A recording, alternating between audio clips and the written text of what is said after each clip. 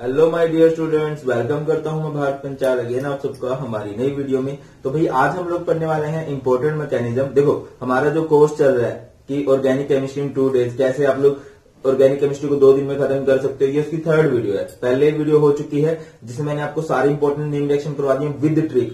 दूसरी वीडियो थी जिसमें मैंने कराया आपको सारे का सारा प्रीवियस ईयर का नोमेनक्लेचर। अगर आपने चेक किया तो बहुत अच्छी बात है, नहीं किया तो कर लेना, लिंक में डाल दूंगा डिस्क्रिप्शन में।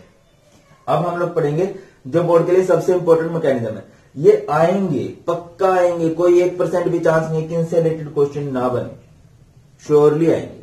ठीक है, तो ये आपने बहुत अच्छे से करना है। अच्छा, इनके नोट्स भी मैं कोशिश करूंगा कि डाल दूं डिस्क्रिप्शन में, पीडीएफ का चेक कर लेना। तो acidic hydration of alkene, acidic dehydration of alcohol, nucleophilic substitution reaction, Kolbe's reaction and Reimer Tiemann reaction, ये पूरे ऑर्गेनिक में सबसे इंपॉर्टेंट टॉपिक है, हॉट टॉपिक है, जो एग्जामिनर के माइंड में बार बार क्लैश करते हैं कि चलो यार इनको डालते हैं। ये 2 मैकेनिज्म इंपॉर्टेंट है, इनसे तो क्वेश्चन कैसे भी बन सकता है, तो बहुत अच्छे से करेंगे। मैंने पहले करवाया हुआ है, अब उन सब वीडियो को एक ही वीडियो में आप लोग एंजॉय करोगे अच्छे से। चलो देखो, और जिसको डिफिकल्टी आए, पॉसिबल है, हो सकता है डिफिकल्ट लगे आपको, तो बेटा मैं आपको सजेस्ट करूंगा लिख लिख के प्रैक्टिस कर लेना। ठीक है, नोट्स अच्छे से पढ़ लेना और वीडियो को 1.25x की स्पीड में देख लेना। चलिए जल्दी मिलते हैं नई वीडियो में, देखिए इसको।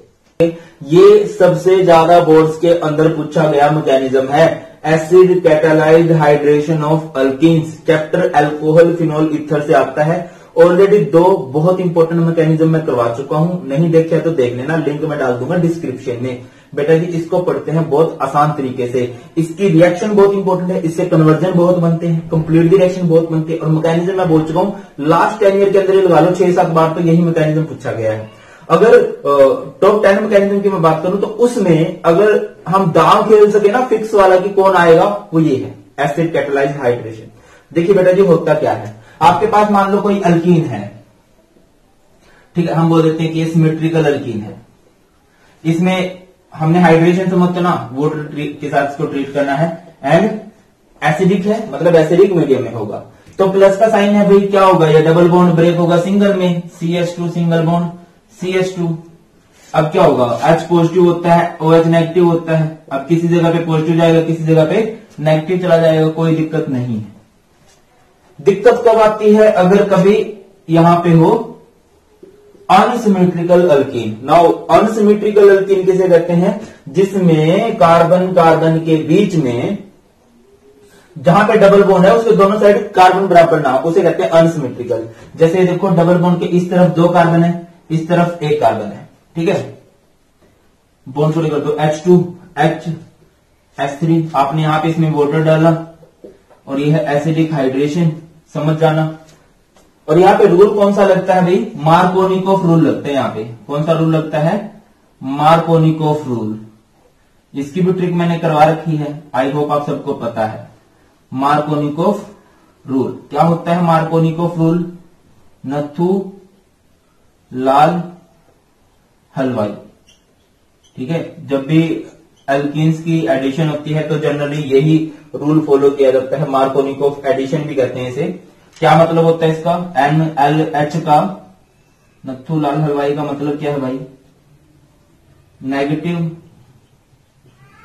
Will goes to lower hydrogen.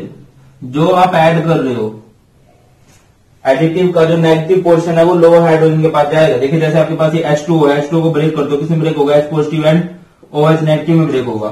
ठीक है, तो बेटा जी अभी क्या होगा, CH3 CH single bond CH2।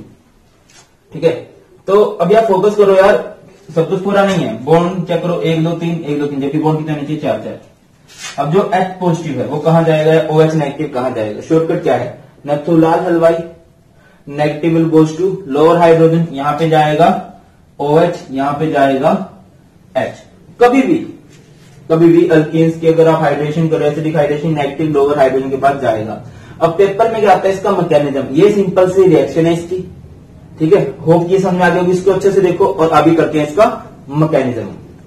अभी बात करते हैं इस रिएक्शन के मैकेनिज्म की, एसिड कैटालाइज्ड हाइड्रेशन। भाई लास्ट 10 में 6 से 7 बार ये क्वेश्चन पूछा गया है। अगर मैं बात करूं मैकेनिज्म जो सबसे ज्यादा पूछा जा सकता है वो यही है, जिसको पूछा जा सकता है। अच्छे से प्रैक्टिस करनी है, इसकी समझना है, पहली बात तो ये है। तो देखिए सबसे पहले बात क्या है भाई, हमारे पास वाटर है, ठीक है, वो वाटर क्या करता है, H पॉजिटिव के साथ इस प्रोटॉन के साथ जुड़ता है एंड ये बन जाता है H3O positive. It is called hydronium ion. ये H पॉजिटिव कहां से आया, ये एसिड से आया। एसिड किसे कहते हैं, जो H पॉजिटिव को देते हैं। क्लियर है बेटा जी। अभी समझो अगर मैं इस H3O पॉजिटिव को बनाना चाहूं तो मैं इसको कुछ ऐसे भी बना सकता हूं, O H पॉजिटिव। ये बहुत ही अनस्टेबल है, मैं बता के चलूं आपको।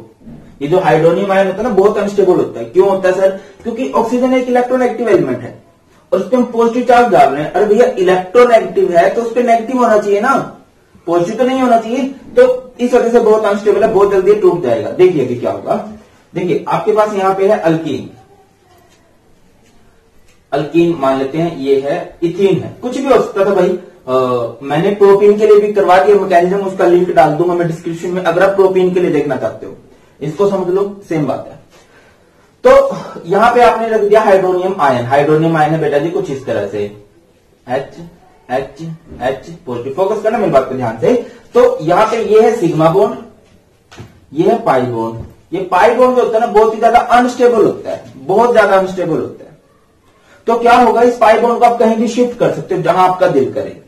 ठीक है, अगर आपके पास प्रोपीन होता है या कुछ और होता है तब तो हम देखते हैं स्टेबल कार्बोकैटायन। अभी तो कहीं भी शिफ्ट कर सकते हो। फोकस करना मेरी बात पे कि आपने क्या कर दिया। मान लो अभी देखो ये स्टेबल है, स्टेबल से आप लोग इसको अनस्टेबल कर रहे हो। कैसे, फोकस करना बात पे।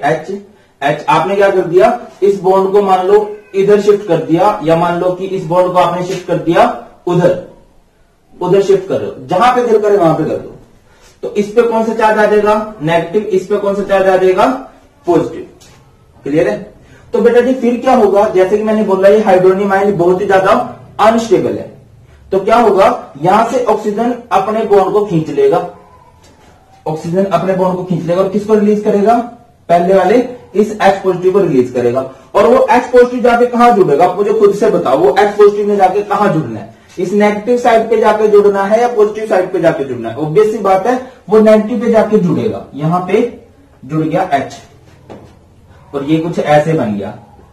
पहला स्टेप क्या था, protonation of alcohol to give carbocation. आपने पूरा लिखना है इसको। ये क्या है, कार्बोकैटायन है। और मैं थोड़ी सी आसानी के लिए मैं क्या कर दे रहा हूं, अभी आपकी सहायता करने के लिए मैं इसको ऐसे कर दे रहा हूं। ये मैंने क्यों किया है, ये दिखा रहा है कि आउटसाइडर हाइड्रोजन है जो बाहर से आया। ये नेगेटिव चार्ज कैसे आया था, ये पाई बॉन्ड बहुत ही ज्यादा अनस्टेबल होता है। जब भी दिखता है कि बाहर से कोई आ सकता है, अटैकिंग एजेंट आ सकता है, तो ये इधर उधर शिफ्ट कर सकते हो आप। कर दिया एंड आपके पास कार्बोकैटायन बन गया। अगले स्टेप में क्या होगा, अटैक ऑफ न्यूक्लियोफाइल। यहां पे न्यूक्लियोफाइल का अटैक होगा। देखिए आपके पास ये कुछ ऐसे है, ये आपके पास कुछ ऐसे दे रखा है। फोकस करना, कार्बन कार्बन, इस पे पॉजिटिव, हाइड्रोजन हाइड्रोजन, यहाँ पे हाइड्रोजन हाइड्रोजन, और ये लगा हुआ है एक हाइड्रोजन जो आपने बाहर से दिखाया है। तो यहां पे आया वाटर। वाटर मजबूर है अपनी आदत से। कौन सी आदत है सर इसकी, इसकी आदत है कि जब भी ये देखता है किसी अनस्टेबल कंपाउंड को, चार्ज स्पीसीज हमेशा अनस्टेबल होती हैं। ये पॉजिटिव चार्ज क्या बता रहा है, ये पॉजिटिव चार्ज ये बता रहा है कि ये इलेक्ट्रॉन की कमी से जूझ रहा है और इसकी हेल्प करेगा ये ऑक्सीजन। बेटा जी ये ऑक्सीजन इसकी हेल्प करेगा। क्यों करेगा, देखो यहाँ पे लोन पे दिखाई दे रहे हैं, यहाँ पे पॉजिटिव चार्ज है। पॉजिटिव चार्ज मतलब ये इलेक्ट्रॉन की कमी से जूझ रहा है। यहाँ पे भी तो वाटर ने इसकी हेल्प की थी बट बाद में पछताया था। यहाँ पे भी कुछ ऐसा होगा, पहले तो हेल्प करेगा, अपनी नेचर से मजबूर है। देखिए क्या होने वाला है, carbon hydrogen hydrogen, carbon hydrogen hydrogen, यहां पे क्या जुड़ा हुआ है, ये वाला हाइड्रोजन बेटा जी। ठीक है, और अभी ऊपर क्या आ जाएगा, ऊपर आ जाएगा ये H2O, कुछ ऐसे करके। इसको भी बाहर से आया ना, ऐसे करके दिखा, ये O, ये H और ये H। इस ऑक्सीजन ने अपने इलेक्ट्रॉन दिए, कार्बन की हेल्प होगी, कार्बन का पॉजिटिव चार्ज गया, बट अभी ये पॉजिटिव चार्ज किस पे आ गया, ऑक्सीजन पे। किसी पे तो आएगा ना, जब इसने हेल्प की है तो इसका पॉजिटिव चार्ज किस पे आ गया। देख लो वो चार्ज वाला सिस्टम, आपको पता होगा चार्ज कैसे आता है। ठीक है, अभी यहां तक सब ठीक है। अगेन एक चार्ज स्पीसीज बन गई। वही बात होगी कि हम अनस्टेबल नहीं बनाना चाहते थे, इसने इसकी हेल्प कर दी, इसको स्टेबल कर दिया, अब खुद अनस्टेबल हो गया। ऑक्सीजन पे पॉजिटिव आ गया, जबकि ऑक्सीजन पे पॉजिटिव नहीं आना चाहिए। इसको यहां पे अभी क्या प्रोसेस होगी, डीप्रोटोनेशन। देखिए कैसे होगा बेटा जी, वो फोकस करना। ये कार्बन है, अभी मैं सबको सही तरह से लिख रहा हूं, हाइड्रोजन हाइड्रोजन, सॉरी यहां पे नहीं है हाइड्रोजन, हाइड्रोजन, ठीक है। फिर यहां पे ये कार्बन, ये हाइड्रोजन, ये हाइड्रोजन, ये है O, ये H, ये H, और इस पे कौन सा चार्ज है भाई, पॉजिटिव चार्ज है। तो अभी क्या होगा, अभी ऑक्सीजन पे पॉजिटिव चार्ज आ गया, ऑक्सीजन पे पॉजिटिव नहीं आना चाहिए क्योंकि ऑक्सीजन इलेक्ट्रोनेगेटिव है। तो ये क्या करेगा, अपने बॉन्ड को खींचेगा, किससे, इस हाइड्रोजन से। इस हाइड्रोजन पे पॉजिटिव चार्ज आएगा, और इस हाइड्रोजन की हेल्प कौन करेगा, जो बार बार हेल्प कर रहा है। पहले इस पॉजिटिव की हेल्प की थी H2O ने, फिर कार्बन पॉजिटिव की हेल्प की H2O ने, अब दोबारा से इस यहां से मेरे लिए फोकस करना, ये क्या करेगा, इस हाइड्रोजन से अपना बॉन्ड खींचेगा कुछ ऐसे, कार्बन हाइड्रोजन हाइड्रोजन हाइड्रोजन, ये है फिर कार्बन हाइड्रोजन हाइड्रोजन। यहां पे देखिए इसने इसको बॉन्ड को खींच लिया, तो ये कुछ ऐसे बन गया H, OH है ये, और ये जो H पॉजिटिव है इस H2O के साथ जुड़ा, ये क्या बन गया, H3O पॉजिटिव। अब बात करते हैं निंजा टेक्निक की, अब बात करते हैं आपकी ट्रिक की कि आप इसको याद कैसे रखोगे। देखो तीनों ही स्टेप में हेल्प करने कौन आ रहा है भाई, H2O आ रहा है हर बार। ये H पॉजिटिव था, H2O आया, इसकी हेल्प कर दी। फिर ये पॉजिटिव था, इसकी हेल्प कर दी। फिर यहां से एक पॉजिटिव जनरेट हो रहा था, इसकी भी हेल्प कर दी। ये है इसकी निंजा टेक्निक जो आपने याद रखनी है। और बेटा जी 2-3 बार लिख के प्रैक्टिस कर लेना। जब मैंने कह दिया ये 100% आएगा, फिर मत कहना कि सर आपने हमारी हेल्प नहीं की, आपने कहा था बोर्ड के लिए बेस्ट सीरीज चला रहा हूं। बेस्ट सीरीज है, अपना चैनल बेस्ट है फॉर बोर्ड प्रिपरेशन। तो बेटा जी इसको अच्छे से चिपकाओ, लिख के प्रैक्टिस कर लो अभी 3-4 बारी, ठीक है। लॉन्ग टर्म मेमोरी में स्टोर हो जाएगा, फिर फाइनल पेपर के टाइम इसको देख लेना। चिपकाओ इसको अच्छे से। डिहाइड्रेशन ऑफ अल्कोहल, या फिर इसको हम लोग बोल सकते हैं कि हम लोग अल्कोहल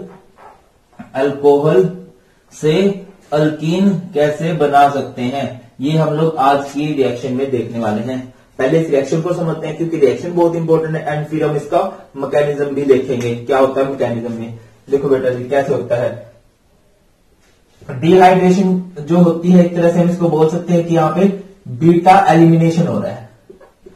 क्या हो रहा है, बीटा एलिमिनेशन। और यहां पे हम लोग यूज करते हैं एसिड का, एसिड यूज कर सकते हो आप लोग H2SO4 या फिर H3PO4, सल्फ्यूरिक एसिड और फॉस्फोरिक एसिड। समझिए बात को, जैसे कि आपके पास ये एक अल्कोहल है, यहां पे OH लगा है, यहां पे H लगा है, यहां पे H लगा है, यहां पे H लगा है, ठीक है। या तो हमने ना हेलोजन में की थी एलिमिनेशन, बीटा एलिमिनेशन, वहां पे हमें जरूरत होती है अल्कोहलिक KOH की, यहां पे हमें जरूरत पड़ेगी किसकी भाई, एसिड की। H2SO4 लिखा होगा या फिर H पॉजिटिव लिखा होगा, तो समझ जाना कि एसिड डाला है और यहाँ पे डिहाइड्रेशन होगी। डिहाइड्रेशन का मतलब क्या होता है, डीई वर्ड केमिस्ट्री में कभी भी आ जाए, डीई का मतलब होता है रिमूवल, और हाइड्रेशन लगा है, हाइड्रेशन का मतलब पानी। तो मीन्स हम लोग क्या लिखेंगे, रिमूवल ऑफ वाटर। यहां पे करना क्या हमने, रिमूवल ऑफ वाटर करना है बेटा जी, फोकस कीजिएगा। तो क्या होने वाला है यहाँ पे, ये OH जाएगा, जहां पे ग्रुप लगा होता है ना उस कार्बन को बोलते हैं अल्फा, उससे नेक्स्ट कार्बन को बोलते हैं बीटा। तो OH हटेगा, उससे पड़ोसी का हाइड्रोजन हटेगा, इस वजह से इसको बीटा एलिमिनेशन बोलते हैं। तो ये चीज बाहर निकल गई, H और OH क्या बन गया बाहर जाके, H2O। यहां पे क्या है, CH2, क्या सब कुछ सही है, आंसर है नहीं, सब कुछ सही नहीं है। बीच में कौन सा बॉन्ड आएगा, यहाँ पे डबल बॉन्ड आएगा। क्लियर है, चलिए अभी बात करते हैं। तो जैसे आपको पता हो ये कौन सा अल्कोहल है, ये प्राइमरी अल्कोहल है। जिस कार्बन से OH जुड़ा है वो कार्बन एक ही कार्बन से जुड़ा है, तो उसे हम लोग क्या बोलते हैं, प्राइमरी अल्कोहल बोलते हैं। तो यहां पे जो हमें टेम्परेचर लेना पड़ता है वो लेना पड़ता है 453 केल्विन। प्राइमरी अल्कोहल के लिए कितना टेम्परेचर लोगे भी आप लोग, 453 केल्विन का टेम्परेचर, तो सॉरी 453 नहीं 443 केल्विन। अच्छा अगर आप यहाँ पे कुछ चेंज कर लो, मान ली चलो कुछ ये है, यहाँ पे OH जुड़ा है, इस कार्बन इससे कार्बन जोड़ दो,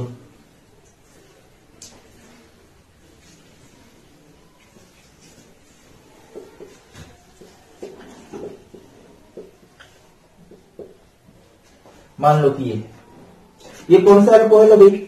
ये है सेकेंडरी अल्कोहल। जिस कार्बन से OH ग्रुप जुड़ा है वो कार्बन 2 कार्बन से जुड़ा है। यहां पे हमने क्या डाल दिया, इसमें एसिड डाला H पॉजिटिव, एंड एसिड जो डालेंगे कितना डालेंगे हम लोग 80% डालेंगे, और टेम्परेचर कितना लेंगे 440 केल्विन। तो डिहाइड्रेशन होगी। डिहाइड्रेशन क्या होता है, यहां से OH जाएगा, यहां से H जाएगा, बाहर निकला, ये क्या बन गया H2O बन गया बाहर। यहां पे क्या बच गया CH2 CH, और ये क्या बन गया CH3। बीच में कौन सा बॉन्ड आ जाएगा, डबल बॉन्ड आ जाएगा। इसी तरह से हम लोग टर्सरी अल्कोहल भी ले सकते हैं। टर्सरी अल्कोहल क्या होता है, जैसे COH, यहां पे CH3 CH3 CH3, ठीक है। जिस कार्बन से OH जुड़ा है वो कार्बन 3 कार्बन से जुड़ा हुआ है। यहाँ पे जिस कार्बन से OH जुड़ा हुआ था वो 2 कार्बन से जुड़ा हुआ था, जिस कार्बन से OH जुड़ा है वो 1 कार्बन से जुड़ा है। अब की बार हम एसिड लेंगे, और एसिड हमें कितना चाहिए, 20% प्योरिटी में चाहिए, ठीक है, जिसकी कंसेंट्रेशन 20% हो। वहां पे तो 100% दिया था, यहाँ पे 80%, यहाँ पे 20%, और यहाँ पे टेम्परेचर भी कितना करेंगे हम लोग, कम करेंगे, 358 केल्विन। तो बेटा जी क्या होगा, ये अल्फा है, बाकी सब पोजीशन बीटा है, इसका तो OH जाएगा, और बाकी पोजीशन से जिससे भी आपका दिल करे भेज सकते हो। अभी तो OH और H बाहर निकले, क्या बन गया भाई, ये H2O बन गया। यहाँ पे क्या बचा CH3 CH3, और यहाँ पे क्या है CH2। एक्चुअल लॉस तो इन दोनों को हुआ है, इसका H गया, इसका OH गया है, लॉस इनका हुआ, तो इनके बीच में कौन सा बॉन्ड आ जाएगा, डबल बॉन्ड आ जाएगा। तो ये है सिंपल सी रिएक्शन। क्लियर हो रही है बात आपको कि भैया क्या हुआ है, सल्फ्यूरिक एसिड आप लोग डाल रहे हो, यहाँ पे 100% लिया, यहाँ पे 80% लिया, यहाँ पे 20%। टेम्परेचर भी आप देखो, यहाँ पे 443 केल्विन, यहाँ पे 440 केल्विन, यहाँ पे 358 केल्विन। याद कर लो तो अच्छा है, नहीं याद होगा तो भी कोई इतना बड़ा इश्यू नहीं है। मतलब एक चीज क्लियर हो रही है आपको कि जो टर्सरी अल्कोहल है, ऑर्डर ऑफ डिहाइड्रेशन जो है वो टर्सरी के लिए सबसे फास्ट है, सबसे बेस्ट है, फिर सेकेंडरी है, फिर प्राइमरी है। बेटा जी ये याद रखना, क्योंकि इस साल पॉसिबल बनता है कि आपके क्वेश्चन आ जाए, जो ऑब्जेक्टिव टाइप के क्वेश्चन आएंगे उसमें पूछा जा सकता है ऑर्डर फॉर द डिहाइड्रेशन, आपसे पूछा जाएगा कौन सबसे अच्छे से डिहाइड्रेशन शो कर सकता है। तो याद रखना वो टर्सरी कंसेप्ट समझना आपने, टर्सरी सबसे अच्छे से करता है, फिर सेकेंडरी और फिर प्राइमरी, ये रहता है। और चलिए अभी देखते हैं इस रिएक्शन का मैकेनिज्म, किस रिएक्शन का मैकेनिज्म कैसे होता है, जो कि बहुत इंपॉर्टेंट है, बहुत बार प्रीवियस ईयर में पूछा भी गया है। तो बेटा जी 3 स्टेप होते हैं। सबसे पहले protonation of alcohol, formation of carbocation, removal of proton. अभी कई बच्चे बोलेंगे कि सर हमें बेटा जी बोल देते हैं, सर इतने बड़े तो है नहीं। अभी बड़ा भाई भी बोल सकता है ना, हाँ पैसे मान लिया। चलिए तो सबसे पहले हम बात करें कि मैकेनिज्म हम किस टेम्परेचर पे लेके चल रहे हैं। हम लेके चल रहे हैं 443 केल्विन पे, 443 केल्विन पे। तो आपको पता है जैसे सल्फ्यूरिक एसिड होता है, ये ब्रेक होता है किसमें, H पॉजिटिव में, HSO4 नेगेटिव में। भैया एसिड किसे कहते हैं, एसिड कहते ही हम उसे हैं जो प्रोटॉन रिलीज करता है, ठीक है। इसने प्रोटॉन रिलीज कर दिया और उस प्रोटॉन का हम लोग यूज करेंगे अभी। तो देखिए आपके पास है एक अल्कोहल, आपके पास क्या है, अल्कोहल है। हमें एक्चुअल में करना क्या है, अल्कोहल से अल्कीन बनाना है। तो आपके पास है एक अल्कोहल, ठीक है, ये है आपके पास एक अल्कोहल, और ये है एक प्रोटॉन। तो अभी प्रोटॉन को दिखाई देगा यार ये इलेक्ट्रॉन की कमी से जूझ रहा है, ये इलेक्ट्रॉन रिच है, या फिर ये कह लो कि इन इलेक्ट्रॉन को दिखाई देगा कि भैया ये क्या है, यहाँ पे बहुत ज्यादा इलेक्ट्रॉन की कमी है, ये इलेक्ट्रॉन रिच है, ये इलेक्ट्रॉन डेफिशिएंट है। अमीर को गरीब दिखाई देगा तो वो उसकी मदद करेगा, इंसानियत अभी जिंदा है। तो भैया जिंदा हुई तो क्या बन गया, ये CH, ये CH, ये O, ये H, ठीक है, ऐसे ही बना ना, OH था। अब इसने ऑक्सीजन ने अपने इलेक्ट्रॉन दिए, इस H पॉजिटिव की हेल्प की, तो इसका हाइड्रोजन के साथ अभी बॉन्ड बन गया। अब इसके साथ बॉन्ड तो बन गया, जिससे इसके पास कौन सा चार्ज आ गया, पॉजिटिव चार्ज आ गया। लास्ट मैकेनिज्म में भी हम लोग यही देख रहे थे, इसने इसकी हेल्प कर दी। ऑक्सीजन जब भी हेल्प करता है, ऑक्सीजन पे कौन सा चार्ज आ जाता है, पॉजिटिव चार्ज आ जाता है। और ये पॉजिटिव चार्ज आना सही नहीं है। क्यों सही नहीं है, क्योंकि ऑक्सीजन तो इलेक्ट्रोनेगेटिव है। फिर सर हेल्प ही क्यों की, ये एक फैक्ट है केमिस्ट्री में। जब भी कभी लोन पेयर है, लोन पेयर मतलब कहीं पे इलेक्ट्रॉन ज्यादा दिख रहे हैं तो वो उसकी हेल्प करने को जाएंगे। तो बेटा जी अभी चलाते हैं इसको, ये क्या है CH3, ये क्या है CH2, ये क्या है O पे पॉजिटिव, यहाँ पे हाइड्रोजन, यहाँ पे भी हाइड्रोजन। अभी समझो इस बात को कि ऑक्सीजन ने इस हाइड्रोजन की हेल्प की, जिसकी वजह से ऑक्सीजन पे पॉजिटिव चार्ज आ गया, और वो बात सही नहीं है। क्यों सही नहीं है? ऑक्सीजन तो इलेक्ट्रोनेगेटिव है सबसे। तो ऑक्सीजन क्या करेगा? अपने बॉन्ड को तोड़ेगा, अपने बॉन्ड को छीन लेगा इस कार्बन से। देखो यहाँ पे कार्बन और ऑक्सीजन के बीच में बॉन्ड बना हुआ है, तो ऑक्सीजन इस बॉन्ड को छीनेगा। क्यों छीनेगा? क्योंकि इसका पॉजिटिव चार्ज इस पॉजिटिव चार्ज को खत्म करना चाहता है। इन दोनों के बीच का बॉन्ड को ये ले गया अपने साथ। ये क्या बन गया? CH3। ये क्या बन गया? CH2। ये क्या बन गया? जब ये इन दोनों इलेक्ट्रॉन को ले गया तो जो इसकी कमी थी वो खत्म हो गई। ये क्या बन गया साइड में? H2O। और जब ऑक्सीजन का पॉजिटिव खत्म हो गया तो कहीं तो आएगा वो पॉजिटिव, तो वो पॉजिटिव आ गया यहाँ पे। समझ रहे हो ना या नहीं समझ रहे हो? आप चेक करो तो इस कार्बन के कितने बॉन्ड होने हैं? 1 और 2, 3 हो रहे हैं, जबकि बॉन्ड कितने होने चाहिए? 4 होने चाहिए। ठीक है, तो यहाँ पे 3 बॉन्ड हो रहे हैं। इसका पास पॉजिटिव कहां से आया? क्योंकि ऑक्सीजन इसके इलेक्ट्रॉन को लेके चला गया। अब ये कुछ ऐसे नहीं था, CH2 नहीं था, यहाँ पे था CH3। तो बेटा जी फोकस कीजिए, बहुत आसान है। अभी CH3 को अगर मैं चाहूं तो ऐसे लिख सकता हूं, CH3 CH3 ऐसे है, और ये CH2 पर है पॉजिटिव। आपने एक फंडा सुना होगा 11th क्लास में, हाइपर कंजुगेशन, कि कार्बन के पड़ोस में एक कार्बोकेटाइन बना हुआ है, तो ये प्रोटॉन इसकी हेल्प करेगा। यहां पे चेक कीजिए, यहां पे क्या है? कुछ ऐसे है, ये ऐसे है। कोई भी कर सकता है, जितने ज्यादा होंगे उतनी अच्छी बात है। तो ये ना अपने बॉन्ड को इधर भेज देगा। इस पॉजिटिव का मतलब ये इलेक्ट्रॉन की कमी से जूझ रहा है एक, तो ये हाइड्रोजन अपना इलेक्ट्रॉन इधर भेज देगा। ठीक है, तो ये कुछ ऐसे बनेगा, फोकस करना। ये बन जाएगा CH2, सिंगल बॉन्ड पहले से है CH2, और इनके बीच में आ गया डबल बॉन्ड। यहां से क्या निकलेगा? अब देखो इसका पॉजिटिव किसने खत्म किया? इसने। देखो जैसे इसका पॉजिटिव किसने खत्म किया था? इसने, तो इस पे पॉजिटिव आ गया था। ठीक है, फिर इसका पॉजिटिव किसने खत्म किया? इस कार्बन ने, तो इस कार्बन में पॉजिटिव आ गया। अब इसका पॉजिटिव किसने खत्म किया? इस हाइड्रोजन ने, तो इस हाइड्रोजन पे कौन सा चार्ज आएगा? पॉजिटिव चार्ज आएगा। और वो पॉजिटिव किसके साथ जुड़ सकता है? स्टार्टिंग में जो हुआ था ये वाला HSO4 नेगेटिव के साथ जुड़ेगा वो पॉजिटिव, और ये क्या बन जाएगा? H2SO4। और आपने क्या बनाना था? अल्कीन, और अल्कीन आपका बन गया। समझ में आ रही है बात? नहीं समझ में आ रही? देखो एक तो तक कंसेप्ट को डीप में समझना, उसके लिए अच्छा है कि आप 11th के कंसेप्ट अच्छे कर लो, या फिर सिंपल समझो कि ये है अल्कोहल, ये है H पॉजिटिव, इसने इसको इलेक्ट्रॉन दिए। क्यों दिए सर? पहली बात H पॉजिटिव कहां से आया? ये सल्फ्यूरिक एसिड से आया। सल्फ्यूरिक एसिड से कैसे आया? एसिड बोलते किसे हैं? जो H पॉजिटिव को रिलीज करते हैं। उसने रिलीज किया, वो यहाँ पे आया, पॉजिटिव दिख रहा है। ऑक्सीजन इसकी हेल्प करेगा कि ऑक्सीजन इसकी हेल्प कर दी, इस पे पॉजिटिव आ गया। ऑक्सीजन पे पॉजिटिव नहीं आना चाहिए।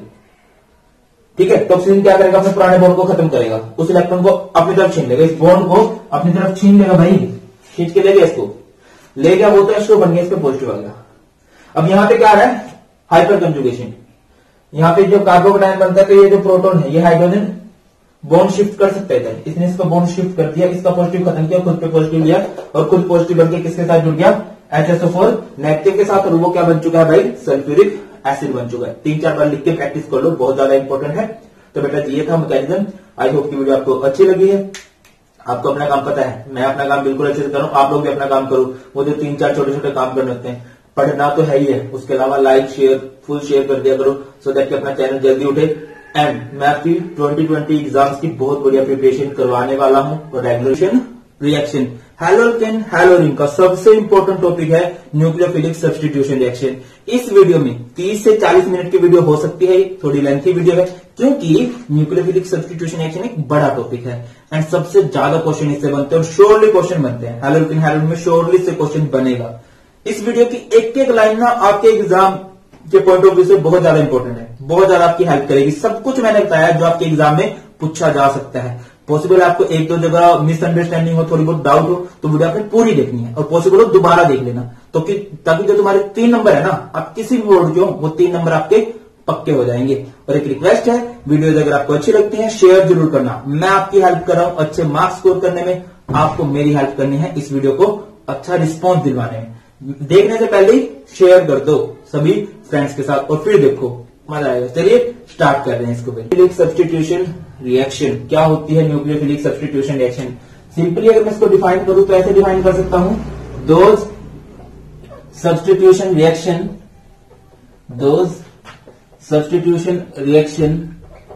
in which an atom an atom or group of atom, group of atoms are substituted by nucleophile, जिसमें सब्स्टिट्यूशन रिएक्शन को कौन पॉसिबल करवाता है? न्यूक्लियोफाइल पॉसिबल करवाता है। न्यूक्लियोफाइल को अगर मैं बोलूं, न्यूक्लियो मतलब न्यूक्लियस, फाइल मीन्स लविंग, तो ये क्या होते हैं भाई? न्यूक्लियस लविंग होते हैं, न्यूक्लियस लवर होते हैं, पॉजिटिव से लव करते हैं। तो जनरली हम लोग न्यूक्लियोफाइल को रिप्रेजेंट करते हैं कुछ ऐसे, NU नेगेटिव, क्योंकि ये लव तो पॉजिटिव से करता है। अगर मैं सिंपली एक न्यूक्लियोफिलिक सब्स्टिट्यूशन रिएक्शन को दिखाना चाहूं तो मैं कुछ ऐसे दिखा सकता हूं। RX की रिएक्शन NU से करवाई तो क्या होगा? ये एक दूसरे की जगह जाएंगे, ये क्या बन जाएगा? R NU, और ये प्लस में क्या बनेगा? X negative. ये एक न्यूक्लियोफाइल है, इसने हैलोजन को एक्सचेंज कर दिया। कैसे एक्सचेंज हुआ? क्योंकि जो हैलोजेन्स होते हैं ना वो पोलर नेचर के होते हैं। किस नेचर के होते हैं? पोलर नेचर के। इस पे हल्का सा नेगेटिव चार्ज होता है, इस पे हल्का सा पॉजिटिव चार्ज होता है। नेगेटिव नेगेटिव को डिस्प्लेस कर सकता है, या फिर ऐसे समझो कि नेगेटिव किससे लव करता है? पॉजिटिव से लव करता है। इसी वजह से ये इधर चला गया, इसे बोलेंगे न्यूक्लियोफिलिक सब्स्टिट्यूशन रिएक्शन। अब न्यूक्लियोफिलिक सब्स्टिट्यूशन रिएक्शन जो होती है वो दो तरह की होती है, एक होती है SN1, एक होती है SN2। सबसे ज्यादा क्वेश्चन इससे बनते हैं कि आपसे पूछ लिया जाता है SN1 को ऑर्डर बताओ, SN2 को ऑर्डर बताओ, क्या फंडा है। पहली बात मैं बताऊं, SN1 का मतलब क्या होता है? Unimolecular nucleophilic substitution reaction. SN2 का मतलब क्या होता है? बाइमोलिकुलर न्यूक्लियोफिलिक सब्स्टिट्यूशन रिएक्शन। क्लियर है जी? इन दो को हमने एक्सप्लेन करना है, इन दो टॉपिक को हमने एक्सप्लेन करना है। बट इनकी तरफ बढ़े उससे पहले ना हमें ऑप्टिकल आइसोमेरिज्म वाला कंसेप्ट थोड़ा सा पढ़ना है। ऑप्टिकल आइसोमेरिज्म वाला अच्छे से देखते हैं इसको भी। तो पहले हमें ये समझना पड़ेगा ऑप्टिकल आइसोमेरिज्म वाला फंडा, इससे रिलेटेड क्वेश्चन बनते हैं। तो यहाँ पे सबसे पहली जो टर्म्स आती है, पहली जो टर्म आएगी वो आएगी plane polarized light. Plane polarized light. Now what is plane polarized light? एक नॉर्मल लाइट है जो कि एक सोर्स से आ रही है, वो क्या करेगी? हर एक डायरेक्शन में ऑस्किलेट करेगी। इसे बोलते हैं डिफ्यूज्ड लाइट। क्या बोलते हैं? डिफ्यूज्ड। ये एक सोर्स से आ रही है, कुछ भी मान सकते हो सोर्स, ठीक है, जो आपका दिल करे। ये सोर्स ऑफ लाइट, ये है एक नॉर्मल लाइट जिसे हम लोग बोल रहे हैं डिफ्यूज लाइट।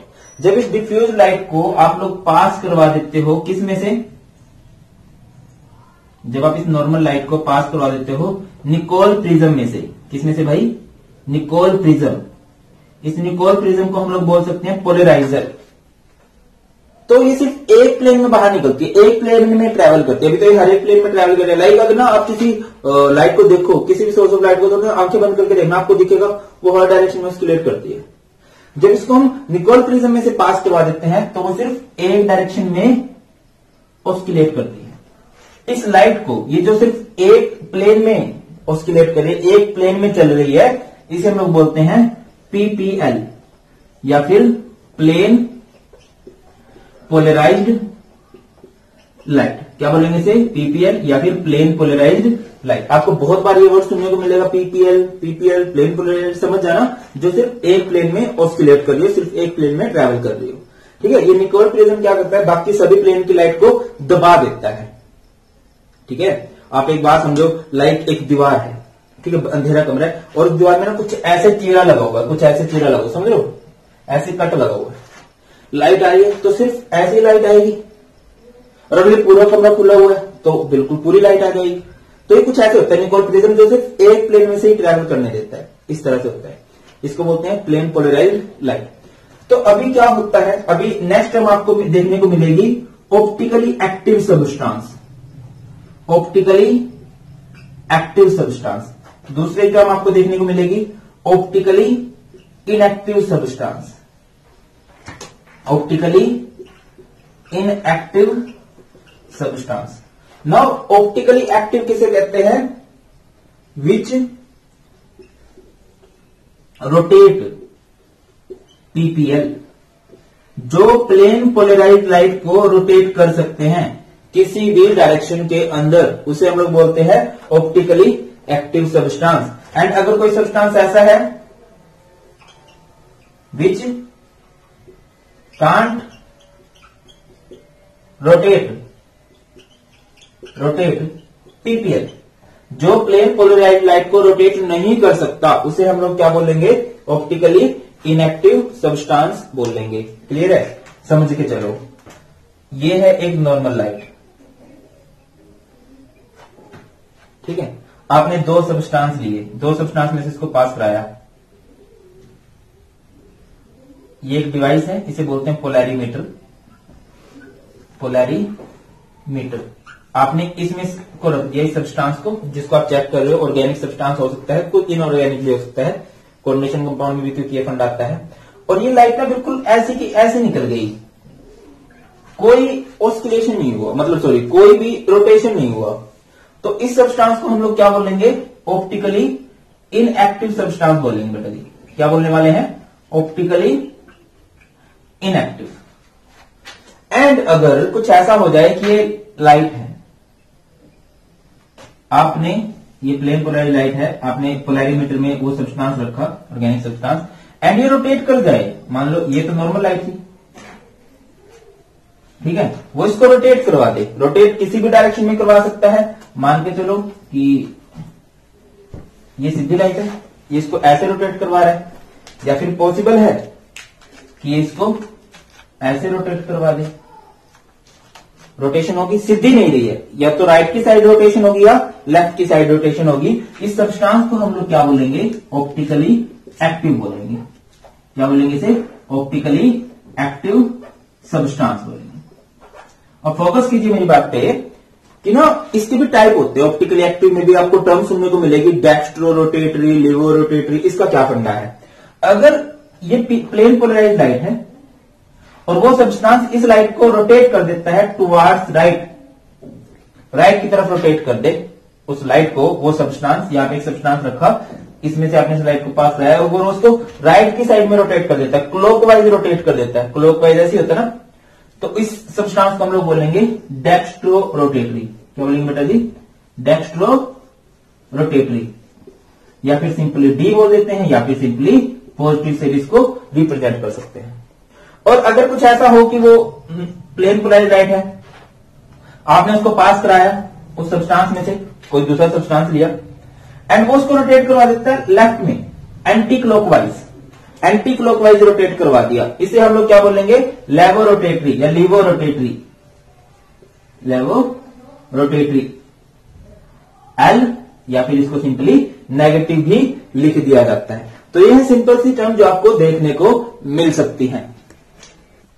ओके, अभी इन टर्म्स को डिफाइन करते हैं। स्टीरियो सेंटर क्या होता है, कायरलिटी क्या होती है, इनएंशियोमर्स क्या होते हैं, रेसनिक मिक्सचर क्या होता है, रेजोल्यूशन क्या होता है। तो सबसे पहले बात करते हैं स्टीरियो सेंटर की। देखिए, अगर आपके पास एक कार्बन है, कायरलिटी भी कुछ इसी जैसा टॉपिक है। जैसे आपके पास एक कार्बन है और इस कार्बन के सारे जो बॉन्ड है वो डिफरेंट एटम से पूरे हों या डिफरेंट ग्रुप से पूरे हों, इसे हम लोग क्या बोलेंगे? Chiral carbon. अगर यहां पे मान लो ए लगा हुआ है, यहां पे मान लो बी लगा हुआ है, यहां पे मान लो सी लगा हुआ है, यहां पे मान लो डी लगा हुआ है, तो इसे हम लोग, इस कार्बन को हम लोग क्या बोलेंगे? अच्छा, पहली कंडीशन क्या होनी चाहिए? sp3 हाइब्रिडाइज्ड होना चाहिए। Now what is sp3 hybridized? सिर्फ सिंगल बॉन्ड होने चाहिए उसके, और क्या ऐसा बॉन्ड नहीं होना चाहिए। sp3 हाइब्रिडाइज्ड हो एंड सारे जो बॉन्ड है वो डिफरेंट ग्रुप से पूरे हो रहे, उसे हम लोग क्या बोलते हैं? Chiral carbon, stereo centre. ठीक है, और इसका जो स्ट्रक्चर बनेगा वो सिमेट्रिकल नहीं बनेगा, असिमेट्रिकल बनेगा, इसी को बोलते हैं डाइसिमेट्री। ठीक है, तो आगे बढ़ते हैं। जैसे मैं आपको दूसरे प्रॉपर एग्जांपल देता हूं, जैसे आपके पास है क्लोरो, फ्लोरो, ब्रोमो, फ्लोरो, क्लोरो, मीथेन, ब्रोमो, फ्लोरो, क्लोरो, मीथेन। अगर आप इसको लिखो, मिथ का मतलब कितने कार्बन होते हैं, एक कितने बॉन्ड बनाता है वो 4। अभी देखो इसने बोल दिया ब्रोमो यानी Br लगा होगा, फ्लोरो यानी F भी लगा होगा, क्लोरो यानी Cl भी लगा होगा, और यहाँ पे H भी लगा ही होगा।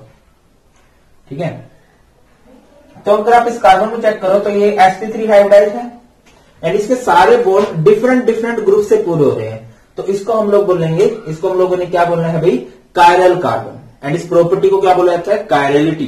क्या बोलते हैं, कायरलिटी। तो हमारे पास, और अकायरल कब होता, मान के चलो मैं बोल देता, ये क्या है, कैसा है ये है कायरल।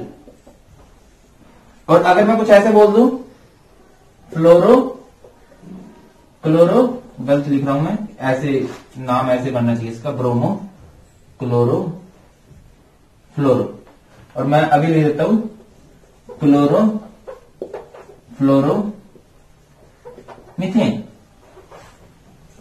मीथेन, अब समझो मिथ मतलब कितने कार्बन है, एक कार्बन, 4 बॉन्ड होते हैं। फ्लोरो यानी F लगा होगा, क्लोरो यानी Cl लगा होगा, और बाकी बॉन्ड तो हाइड्रोजन पूरे करेंगे। अब ये sp3 हाइब्रिडाइज तो है, बट इसके सारे बॉन्ड ना एक जैसे से नहीं पूरे हो रहे। ठीक है, सारे बॉन्ड जो है मतलब अलग अलग एटम से पूरे नहीं हो रहे। देखो 2 बॉन्ड इसके एक जैसे एटम से पूरे हो रहे हैं, तो इसे हम लोग क्या बोलेंगे, अकायरल कार्बन।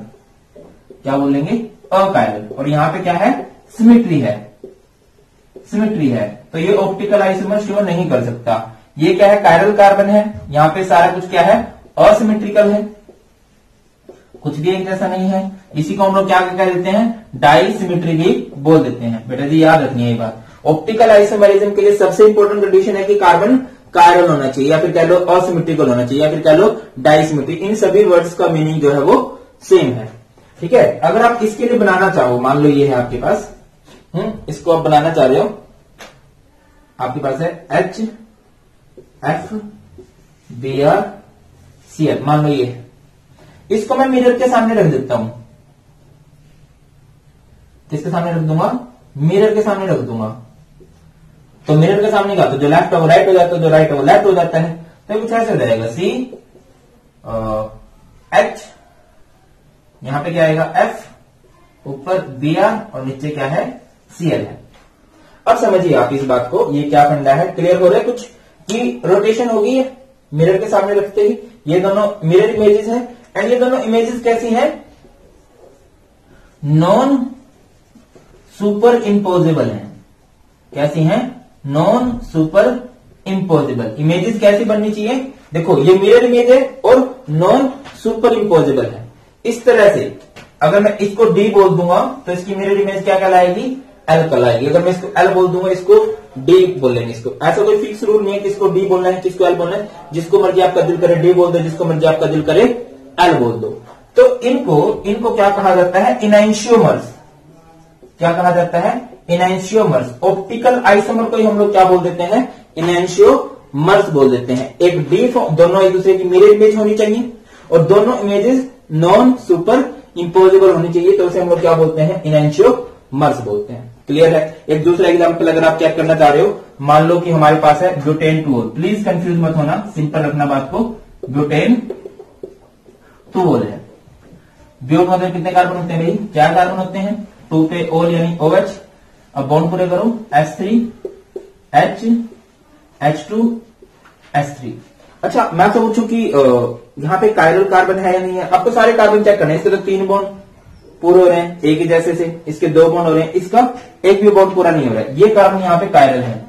अगर मैं इसको लिखना चाहूं तो कुछ ऐसे भी लिख सकता हूं, C यहाँ पे C2H5, यहाँ पे CH3, यहाँ पर H, और यहाँ पर OH। ठीक है, आप इसको लिख सकते हो HOH CH3, और ये है C2H5।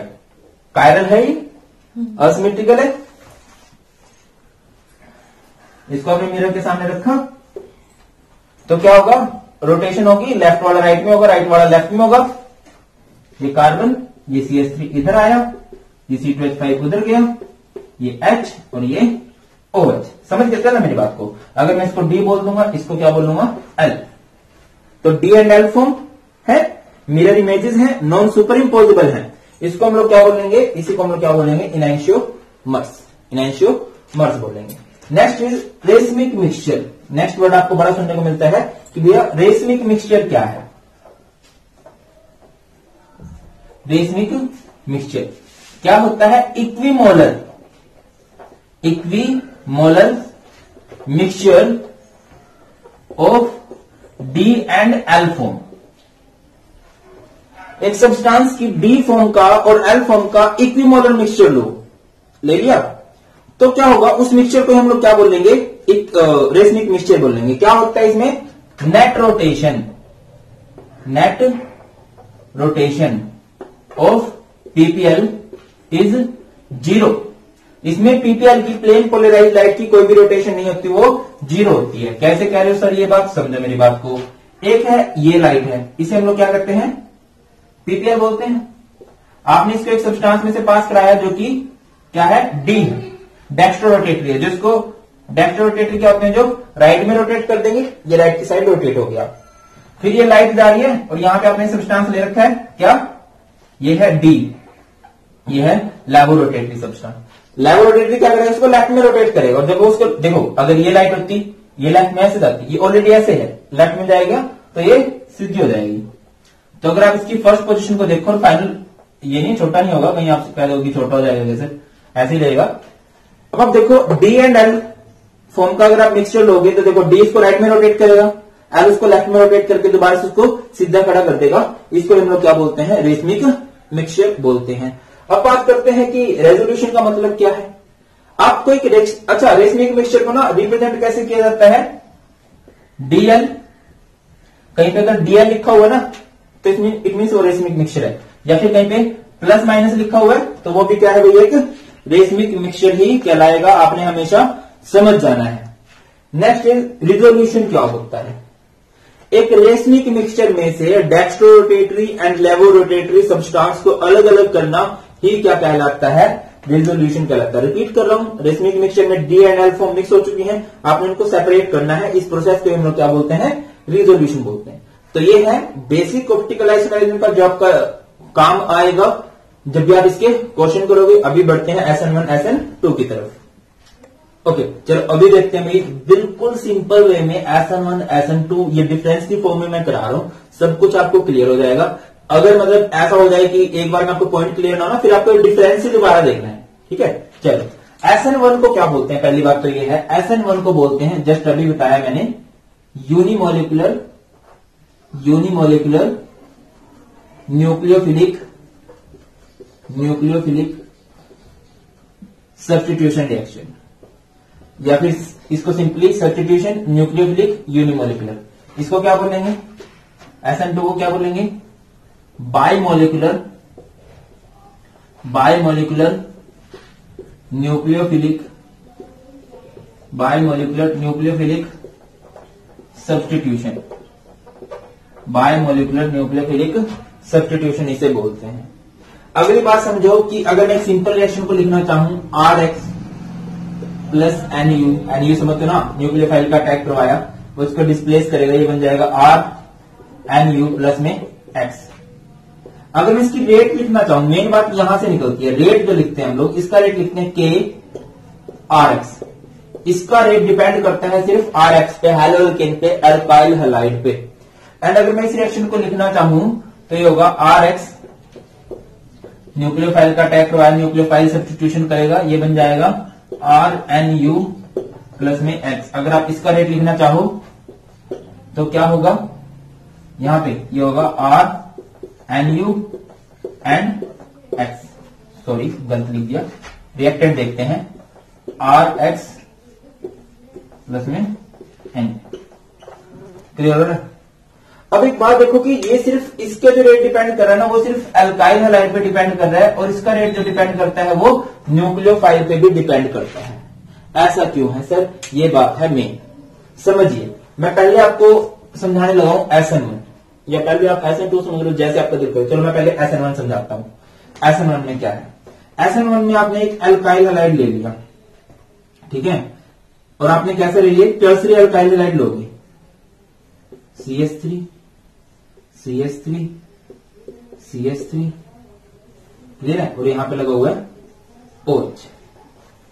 तो इसमें ना इसका जो मैकेनिज्म होता है, मेन बात यहाँ पे मैकेनिज्म की आती है, इसका जो मैकेनिज्म होता है वो 2 स्टेप में होता है, 2 स्टेप, एंड इसका जो मैकेनिज्म होता है वो ओनली 1 स्टेप में होता है, 1 स्टेप। इसका 2 स्टेप में से मेन बात यहां पे है, ये जो स्टेप नंबर 1 है, स्टेप नंबर 1 में क्या होगा, फॉर्मेशन ऑफ न्यूक्लियोफाइल होगी, फॉर्मेशन ऑफ न्यूक्लियोफाइल नहीं, कार्बोकटाइन की फॉर्मेशन होगी। देखिए बेटा, ये ऐसा होता है कि शायद आपको पता है, मैंने करवा भी रखा, मैकेनिज्म की एक अलग से प्लेलिस्ट बना रखी है, उसमें आप चेक करना, कार्बोकटाइन नाम का टॉपिक है। कुछ ऐसा है, ये जो OH है, ये OH ग्रुप ज्यादा पावरफुल है, सिंपल। अब ये हटना चाह रहा है, तो ये कार्बन पूछेगा अपने पड़ोसी कार्बनों से कि वो हटना चाह रहा है, मैं उसे जाने दूं। तो ये कार्बनों से क्या बोलेंगे, जाने दे, क्योंकि ये कार्बन इलेक्ट्रॉन डोनेटिंग है, ये कार्बन इलेक्ट्रॉन डोनेटिंग है, ये कार्बन इलेक्ट्रॉन डोनेटिंग है। ये स्टेप होता है RDS, इस स्टेप को हम लोग बोलते हैं RDS, rate determining step. And ये जो स्टेप होता है ना, बहुत ही स्लो होता है, क्योंकि देखो एक स्टेबल चीज से ना अनस्टेबल बन रहा है। अनस्टेबल क्यों बन रहा है, देखो अभी तो कोई चार्ज नहीं है, अभी क्या होगा, देखिए यहां पे कार्बन पे पॉजिटिव चार्ज आएगा, CH3 CH3 CH3, एंड यहां से ये OH नेगेटिव हो गया अलग, ठीक है। अभी चार्ज स्पीसीज कभी भी स्टेबल नहीं होती केमिस्ट्री में, याद रखना, जब चार्ज आगे बीट में वो अनस्टेबल है। अब ये स्टेबल से अनस्टेबल होने जा रहा है, तो ये प्रोसेस बहुत ही स्लो होगी, और स्लो स्टेप ही क्या होता है, रेट डिटरमाइनिंग स्टेप होता है। इसीलिए आपने रेट क्या लिखा है, अच्छा यहाँ पे OH नहीं लिखना था, यहाँ पे X लिखना था, ठीक है। यहाँ पे क्या लिखना है, X, क्योंकि OH को तो भी अटैक करवाएंगे ना। अभी स्टेप नंबर 2, स्टेप नंबर 2 में क्या होगा, attack of nucleophile, attack of nucleophile. अभी आप लोग क्या बना चुके हो, कार्बोकटाइन बना चुके हो, ये टर्सरी कार्बोकटाइन है, और टर्सरी कार्बोकटाइन सबसे ज्यादा स्टेबल होते हैं। तो देखिए अभी क्या होगा, यहां पे C, ये CH3, ये CH3, ये CH3, इस पे है पॉजिटिव चार्ज, और यहाँ पे कोई न्यूक्लियोफाइल आएगा, कोई भी न्यूक्लियोफाइल आएगा, मान के चलो OH नेगेटिव आ गया, तो ये क्या बन जाएगा, C, इस पे नेगेटिव है, इस पे पॉजिटिव है, एक दूसरे से लव करेंगे, ये नेगेटिव पॉजिटिव से लव करेगा, इस पे आके चिपक जाएगा, CH3 CH3 CH3 OH, clear है। अच्छा एक जरूरी बात, कि ये OH ना इस साइड से भी अटैक कर सकता है, ये OH बैक साइड से भी अटैक कर सकता है। ज्यादा पसंद क्या होगा इसको, पीछे से अटैक करना, क्यों, क्योंकि इस साइड से तो वो ग्रुप हटके जा रहा है, ठीक है, बट अटैक दोनों साइड से इसमें पॉसिबल है। यहां से अटैक हो सकता है, अटैक हो सकता है बैक साइड से भी, ये हो गया OH, CH3 CH3 CH3, 50% ये बनेगा, 50% ये बनेगा, और कई बुक्स में इसको दे रखा है 45%, इसको दे रखा है 55%। मेरी बात समझ रहे हो, ऐसा क्यों हो रहा है, क्योंकि भैया ऐसा है ना, क्योंकि ये तो पीछे की साइड से आ रहा है, पीछे की साइड से अटैक करना आसान है, क्योंकि यहीं से तो ग्रुप ही निकल के जा रहा है, ठीक है, और यहां से भी आप इसको 50-50 लिख दोगे तब भी चलेगा। और देखो जिस साइड से ग्रुप जा रहा है उसी साइड से ग्रुप लग रहा है, इसे बोलते हैं रिटेंशन। क्या बोलते हैं इसे, रिटेंशन। अब जिस तरफ से ग्रुप गया, ग्रुप इस तरफ से गया और अटैक उसकी बैक साइड से हुआ, इसे बोलते हैं इन्वर्जन। क्या बोलते हैं, इन्वर्जन। बात याद रखिए कि जो SN1 है इसमें रिटेंशन भी होती है, इसमें इन्वर्जन भी होती है। जो मेन बात है वो इसमें कार्बोकटाइन बनता है, और स्टेबल कार्बोकटाइन बनाना तो टर्सरी सबसे बढ़िया, सबसे ज्यादा स्टेबल होते हैं। आगे बढ़ते हैं, इसमें क्या है, जो SN2 है, मैकेनिज्म ऑफ SN2 की बात करें, mechanism of SN2, biomolecular nucleophilic substitution reaction, इनके मैकेनिज्म की बात करें। आप एक अल्काइल हैलाइड लोगे, आपने प्राइमरी ले लिया, मान लो प्राइमरी ही लेना है, वो बेस्ट रहेगा वैसे, ये ले लिया। अब आप इस पे क्या जुड़ा हुआ है, इस पे ऑलरेडी एक हैलोजन जुड़ा होगा, मान लो Cl जुड़ा हुआ है, तो आप यहां पे इसकी रिएक्शन कराते हो न्यूक्लियोफाइल के साथ, OH नेगेटिव के साथ। देखो यहां पे अगर आप OH नेगेटिव लेके आते हैं, तब भी पहले यहां पे एक स्टेबल कार्बोकटाइन बनना था, तो उसकी जरूरत नहीं है। अब यहां पे कार्बोकटाइन अगर मैं बनाना चाहूं तो कार्बोकटाइन नहीं बन सकता। ये Cl बोले कि मैं यहां से निकलना चाहता हूं, ये नेगेटिव है, ये निकलना चाहता है, ये कार्बन उसको अलाउ भी नहीं करेगा, क्योंकि जो हाइड्रोजन है वो इलेक्ट्रॉन डोनेटिंग नहीं है। देखो अगर कार्बन इसको इलेक्ट्रॉन दे दे तो इस पे पॉजिटिव चार्ज आ जाएगा, वो पॉजिटिव चार्ज रुकना भी तो चाहिए, वो बात पॉसिबल नहीं हो सकती। ठीक है, तो क्या होगा, एक न्यूक्लियोफाइल आएगा और इसमें न्यूक्लियोफाइल बैक साइड से आता है, OH नेगेटिव आएगा, वो कहेगा भाई तू इसे जाने दे, मैं हूं तेरे साथ। तो यहां पे क्या होता है, इस केस में कार्बन ClOH, ठीक है, यहां पे H एंड H। इस स्ट्रक्चर को बोला जाता है अम्ब्रेला स्ट्रक्चर।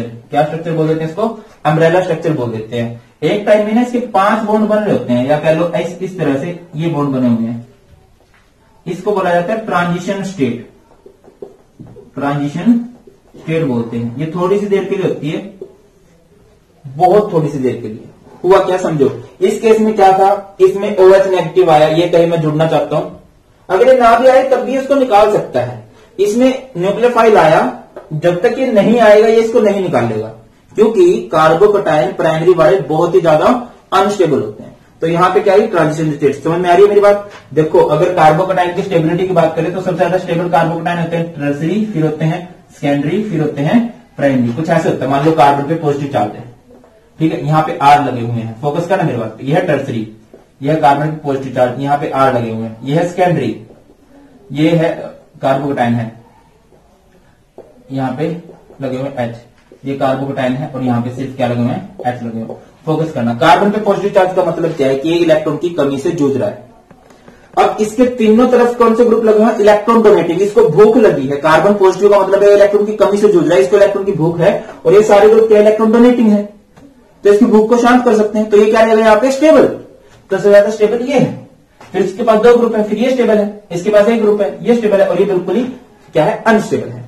अगर मैं इसके कार्बोकटायन बनाना चाहूं तो वो नहीं बन सकता। वो कब बन सकता है, अगर मैं पीछे से एक न्यूक्लियोफाइल का अटैक करवाऊं। न्यूक्लियोफाइल इसे क्या बोलेगा कि भाई तुझको जाने दे, पुराना जाएगा तभी तो नया आएगा, मैं आ रहा हूं। इसको अप्रोच करता है, ये पीछे से जुड़ता है, ठीक है।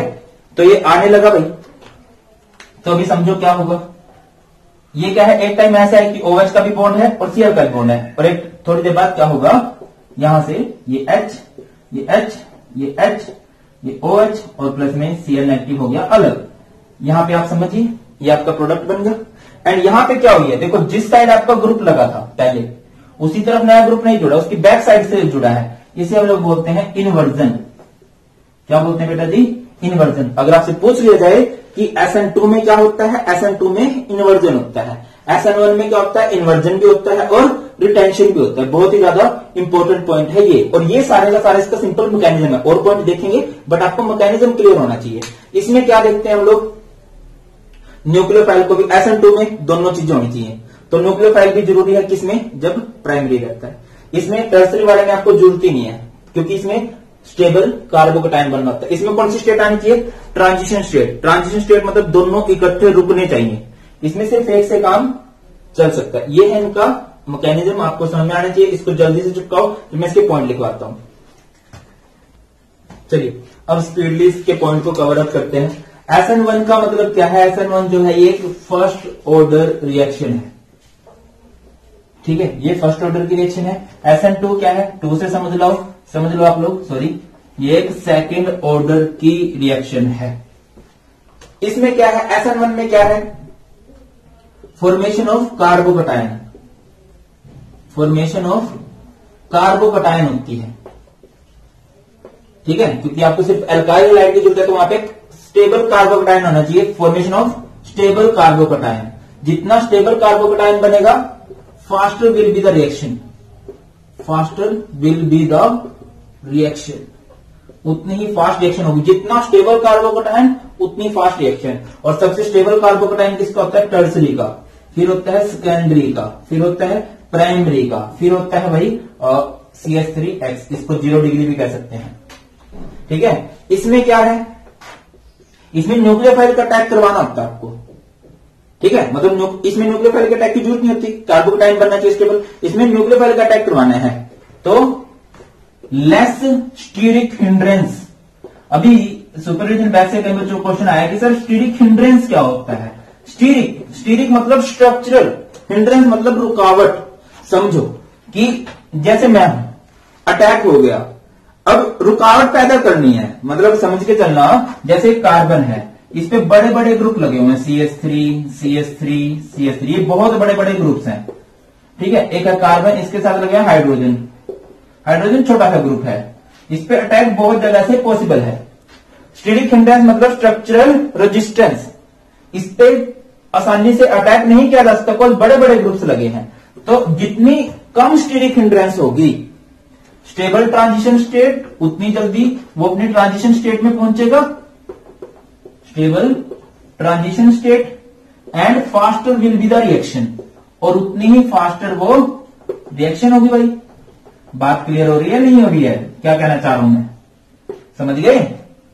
इसमें SN2 में क्योंकि न्यूक्लियोफाइल का अटैक करवाना होता है, अब न्यूक्लियोफाइल अटैक किस पे करेगा, जिसमें स्टेरिक हिंड्रेंस कम हो, और स्टेरिक हिंड्रेंस सबसे कम किसमें है, जिसमें सबसे छोटे छोटे ग्रुप लगे हैं, CH3X, फिर 1 डिग्री, फिर 2 डिग्री, और सबसे ज्यादा किसमें है 3 डिग्री में। 3 डिग्री में बड़े बड़े ग्रुप लगे होंगे, तो अटैक बहुत ही मुश्किल होगा। अगर इसकी बात करें, इसमें न्यूक्लियोफाइल की जरूरत नहीं होती, तो weak nucleophile can be used, इसमें हम वीक न्यूक्लियोफाइल का भी यूज कर सकते हैं। और इसमें हम लोग SN2 में किसका यूज करते हैं, क्योंकि न्यूक्लियोफाइल बढ़िया चाहिए, क्योंकि एक नया न्यूक्लियोफाइल आ रहा है और उसको पुराने वाले न्यूक्लियोफाइल को हटाना है, तो उसके लिए आपको एक स्ट्रॉन्ग न्यूक्लियोफाइल की जरूरत पड़ती है। स्ट्रॉन्ग न्यूक्लियोफाइल इज यूज्ड, बात समझ में आ रही है। अच्छा, अगर मैं, ये तो बात होगी इसमें, देखिए SN1 में सबसे बेस्ट है 3 डिग्री, फिर 2 डिग्री, फिर 1 डिग्री, क्योंकि कार्बो का टाइम बनाना होता है। अगर मैं बात करूं अल्काइल हैलाइड की, तो RI, क्योंकि बॉन्ड तोड़ना है, दोनों केस में बॉन्ड तो हमें तोड़ना है पुराने वाला, सबसे आसानी से बॉन्ड टूटेगा RI का, फिर टूटेगा RF का, फिर टूटेगा, सॉरी ऐसे RBr का, फिर RCl का, फिर RF का। सबसे मुश्किल से बॉन्ड किसका टूटता है, अल्काइल फ्लोराइड का। जब बॉन्ड मुश्किल से टूटेगा तो रिएक्शन भी मुश्किल से होगी, तो इसकी रिएक्शन सबसे स्लो होती है, फिर इसकी फास्ट होती है थोड़ी, इसकी और ज्यादा फास्ट होती है, इसकी रिएक्शन सबसे फास्ट होती है। ये दोनों के केस में कॉमन है, SN1 हो चाहे SN2 हो, दोनों के केस में ये बात तो कॉमन है कि सबसे fast alkyl iodide, alkyl bromide, then alkyl chloride, then alkyl fluoride. अब सॉल्वेंट की बात करते हैं, तो इसमें हमें जरूरत पड़ती है पोलर प्रोटिक सॉल्वेंट की। किसकी जरूरत पड़ेगी, पोलर प्रोटिक सॉल्वेंट, याद रख लो। उसमें किसकी जरूरत पड़ेगी, पोलर अप्रोटिक सॉल्वेंट की, अप्रोटिक सॉल्वेंट की जरूरत पड़ती है। पोलर प्रोटिक सॉल्वेंट क्या होता है, जैसे वाटर जैसा सॉल्वेंट इसमें जरूरी है। पोलर अप्रोटिक सॉल्वेंट क्या है भाई, जैसे उसमें आपको किसकी जरूरत पड़ सकती है, एसीटोन की, एसीटोन जैसे सॉल्वेंट की। तो ये है बेटा सारे का सारा SN1 एंड SN2। बस इस टेबल को अच्छे से याद रखना, सारे का सारे क्वेश्चन आप आसानी से लगा सकते हो। एक और पॉइंट बता दूं, SN1 में कौन भी अच्छे से काम करेंगे, एलाइल एंड जो बेंजाइल हैं, बेंजाइल हैलाइड हैं, वो भी SN1 ही शो करते हैं। ये की पॉइंट याद रखो, allyl halide and benzyl halide भी कौन सी रिएक्शन शो करते हैं, SN1, क्योंकि SN1 के लिए जरूरी है कार्बोकैटायन बनाना, और ये स्टेबल कार्बोकैटायन बनाते हैं। क्यों बनाते हैं, ड्यू टू रेजोनेंस, याद रखना है, ड्यू टू रेजोनेंस। तो ये है बेटा जी सारे का सारा आपका nucleophilic substitution reaction. I hope कि आपको समझ में आ गया है। क्वेश्चन लगाओ, कुछ भी डाउट आए मुझे बताओ, एंड इस वीडियो को शेयर करो, जितना ज्यादा शेयर कर सकते हो। एक छोटा सा आज की वीडियो में हम लोग नेम रिएक्शन देखेंगे, Kolbe's reaction and Reimer Tiemann reaction. बहुत ही ज्यादा इंपॉर्टेंट नेम रिएक्शन है। इनसे रिलेटेड कन्वर्जन भी आता है, ये एक एक नंबर में आ सकती है क्वेश्चन, दो दो नंबर में आ सकती है, तीन तीन नंबर में आ सकती है। मैकेनिज्म भी बहुत इंपॉर्टेंट है, हर एक चीज डिस्कस करेंगे कि अगर ये रिएक्शन एक एक नंबर में आई तो आप कैसे करोगे, दो दो नंबर में या तीन तीन नंबर में तब कैसे करोगे, कन्वर्जन आया तो कैसे आएगा, वो आपने कैसे करना है। और वीडियो के एंड में मैं आपको इनका मैकेनिज्म बताऊंगा। ये उन बच्चों के लिए है जो, देखिए सभी बच्चे, देखो मैकेनिज्म इतना इंपॉर्टेंट भी नहीं है, ये भी नहीं बोर्ड में श्योरली आएगा, ठीक है, बट कॉम्पिटेटिव एग्जाम्स में आता है। एंड एनसीईआरटी में मैकेनिज्म आपको नहीं दिया हुआ। अब ये आप पे डिपेंड करता है कि आप मैकेनिज्म देखना चाहो तो वीडियो एंड तक देखनी है, और अगर एंड तक नहीं देखना है, मतलब मैकेनिज्म नहीं देखना है, देन ट्रिक से काम चलाइए, बहुत बढ़िया ट्रिक देखेंगे। चलिए स्टार्ट करते हैं। देखिए दो नेम रिएक्शन है, एक है कोल्स रिएक्शन, एक है राइमर टाइमर रिएक्शन। मैं आपको बताता चलूं कि जो कोल्स रिएक्शन है इसका कन्वर्जन किस तरह से आ सकता है। इसका कन्वर्जन आ सकता है, convert phenol into phenol into salicylic acid, salicylic acid. And Reimer timer का अगर कन्वर्जन आया तो कैसे आएगा, कन्वर्ट फिनोल इंटू सैलिसल्डिहाइड। ये दो तरह से इनके कन्वर्जन बन जाते हैं भाई। ये बनेगा convert phenol into salicylic acid and ये बनेगा कन्वर्ट फिनोल इंटू सैलिसल्डिहाइड। अभी बात पे फोकस करो कि सैलिसिलिक एसिड का दूसरा नाम क्या होता है, ऑर्थो हाइड्रोक्सी बेंजोइक एसिड, ये भी आ सकता है। एंड इसका दूसरा नाम क्या होता है, ऑर्थो हाइड्रोक्सी बेंजल्डिहाइड, ये भी आ सकता है भाई। तो कंफ्यूज मत होना, एक ही मतलब है। अभी इन रिएक्शन में बहुत कुछ कॉमन है, बहुत कुछ अनकॉमन है। अगर ये रिएक्शन एक एक नंबर के आ रहे तो आप कैसे करोगे, देखिए। आपके पास है फिनोल क्या होता है, बेंजीन के ऊपर OH, ठीक है। एंड उससे आपने क्या बनाना है, सैलिसिलिक एसिड। क्या होता है सैलिसिलिक एसिड, OH और यहां पे लग जाएगा COOH, इससे ये बनाना है। इसमें बात करते हैं, आपके पास है फिनोल क्या होता है, जब बेंजीन के ऊपर लगा होता है OH। एंड इसे सैलिसल्डिहाइड बनाना है। सैलिसल्डिहाइड क्या होता है, OH, एल्डिहाइड समझ रहे हो ना, ये CHO। ये भी इंपॉर्टेंट क्वेश्चन बन जाता है कि ये ऑर्थो पोजीशन पे क्यों लगा। रीजन क्या है, यहां से इनके बीच में इंटरमोलिकुलर हाइड्रोजन बॉन्डिंग पॉसिबल है। इंटरमोलिकुलर नहीं, इंट्रामोलिकुलर। इंट्रामोलिकुलर क्या होता है, जब एक ही मॉलिक्यूल में काम चल जाए, ठीक है। इसी वजह से ऑर्थो पोजीशन पे जुड़ते हैं। क्योंकि देखो ना, जब फिनोल पे कोई चीज अटैक करेगी तो वो तो ऑर्थो पे भी अटैक कर सकती है, पैरा पे भी अटैक कर सकती है। और हमने देखा है मैक्सिमम केसेस में पैरा प्रोडक्ट ज्यादा स्टेबल होता है, बट यहाँ पे ऑर्थो ज्यादा स्टेबल होगा। रीजन क्या है, क्योंकि अगर ये COOH पैरा पे लग गया या CHO पैरा पे लग गया तो हाइड्रोजन बॉन्ड पॉसिबल नहीं है, डिस्टेंस की वजह से। इसी वजह से पास पास रहते हैं, जैसे जिसकी वजह से इंट्रामोलिकुलर हाइड्रोजन बॉन्डिंग पॉसिबल है। क्लियर है। चलो अब बात करते हैं कि इन रिएक्शन में कॉमन क्या है। यहाँ पे NaOH लिया जाता है दोनों में, पहली बात। फर्स्ट स्टेप में क्या लिया जाता है, NaOH। सेकंड स्टेप में क्या लिया जाता है, HCl, या एसिडिफिकेशन कह सकते हो, HCl लिख लो, ठीक है। सेकंड स्टेप में क्या लिया जाता है, HCl। ये तो बात है कॉमन। बात है अनकॉमन क्या है, अनकॉमन ये है, इसमें हम लेते हैं क्लोरोफॉर्म CHCl3, इसमें क्या लेते हैं CO2, गलत लिख दिया मैंने यहाँ पे, इसमें लेते हैं CO2 और जिसमें दो ऑक्सीजन दिख रहे होंगे, इसमें लेते हैं CHCl3, ठीक है। अब ये है, अगर आपकी रिएक्शन एक एक नंबर की आ गई, आपने याद रखना है फिनोल को सैलिसिलिक एसिड में कन्वर्ट करना है, यहाँ पे CO2 लगाओगे। फिनोल को बेंजल्डिहाइड में, सैलिसल्डिहाइड में कन्वर्ट करना है, तो यहाँ पे क्लोरोफॉर्म लगाओगे। अब इन रिएक्शन की सिंपल ट्रिक क्या है, कोल्ब की कार एंड रामू का आलू, कोल्ब की कार रामू का आलू, कोल्ब्स रिएक्शन में कार्बोक्सिलिक एसिड जुड़ता है, राइमर टाइमर में आलू जुड़ता है, मतलब एल्डिहाइड जुड़ता है। क्लियर होती है बात। ये है, अगर ये रिएक्शन आपकी एक एक नंबर में आ जाएगी तो आप सिंपल ऐसे निपटा सकते हो।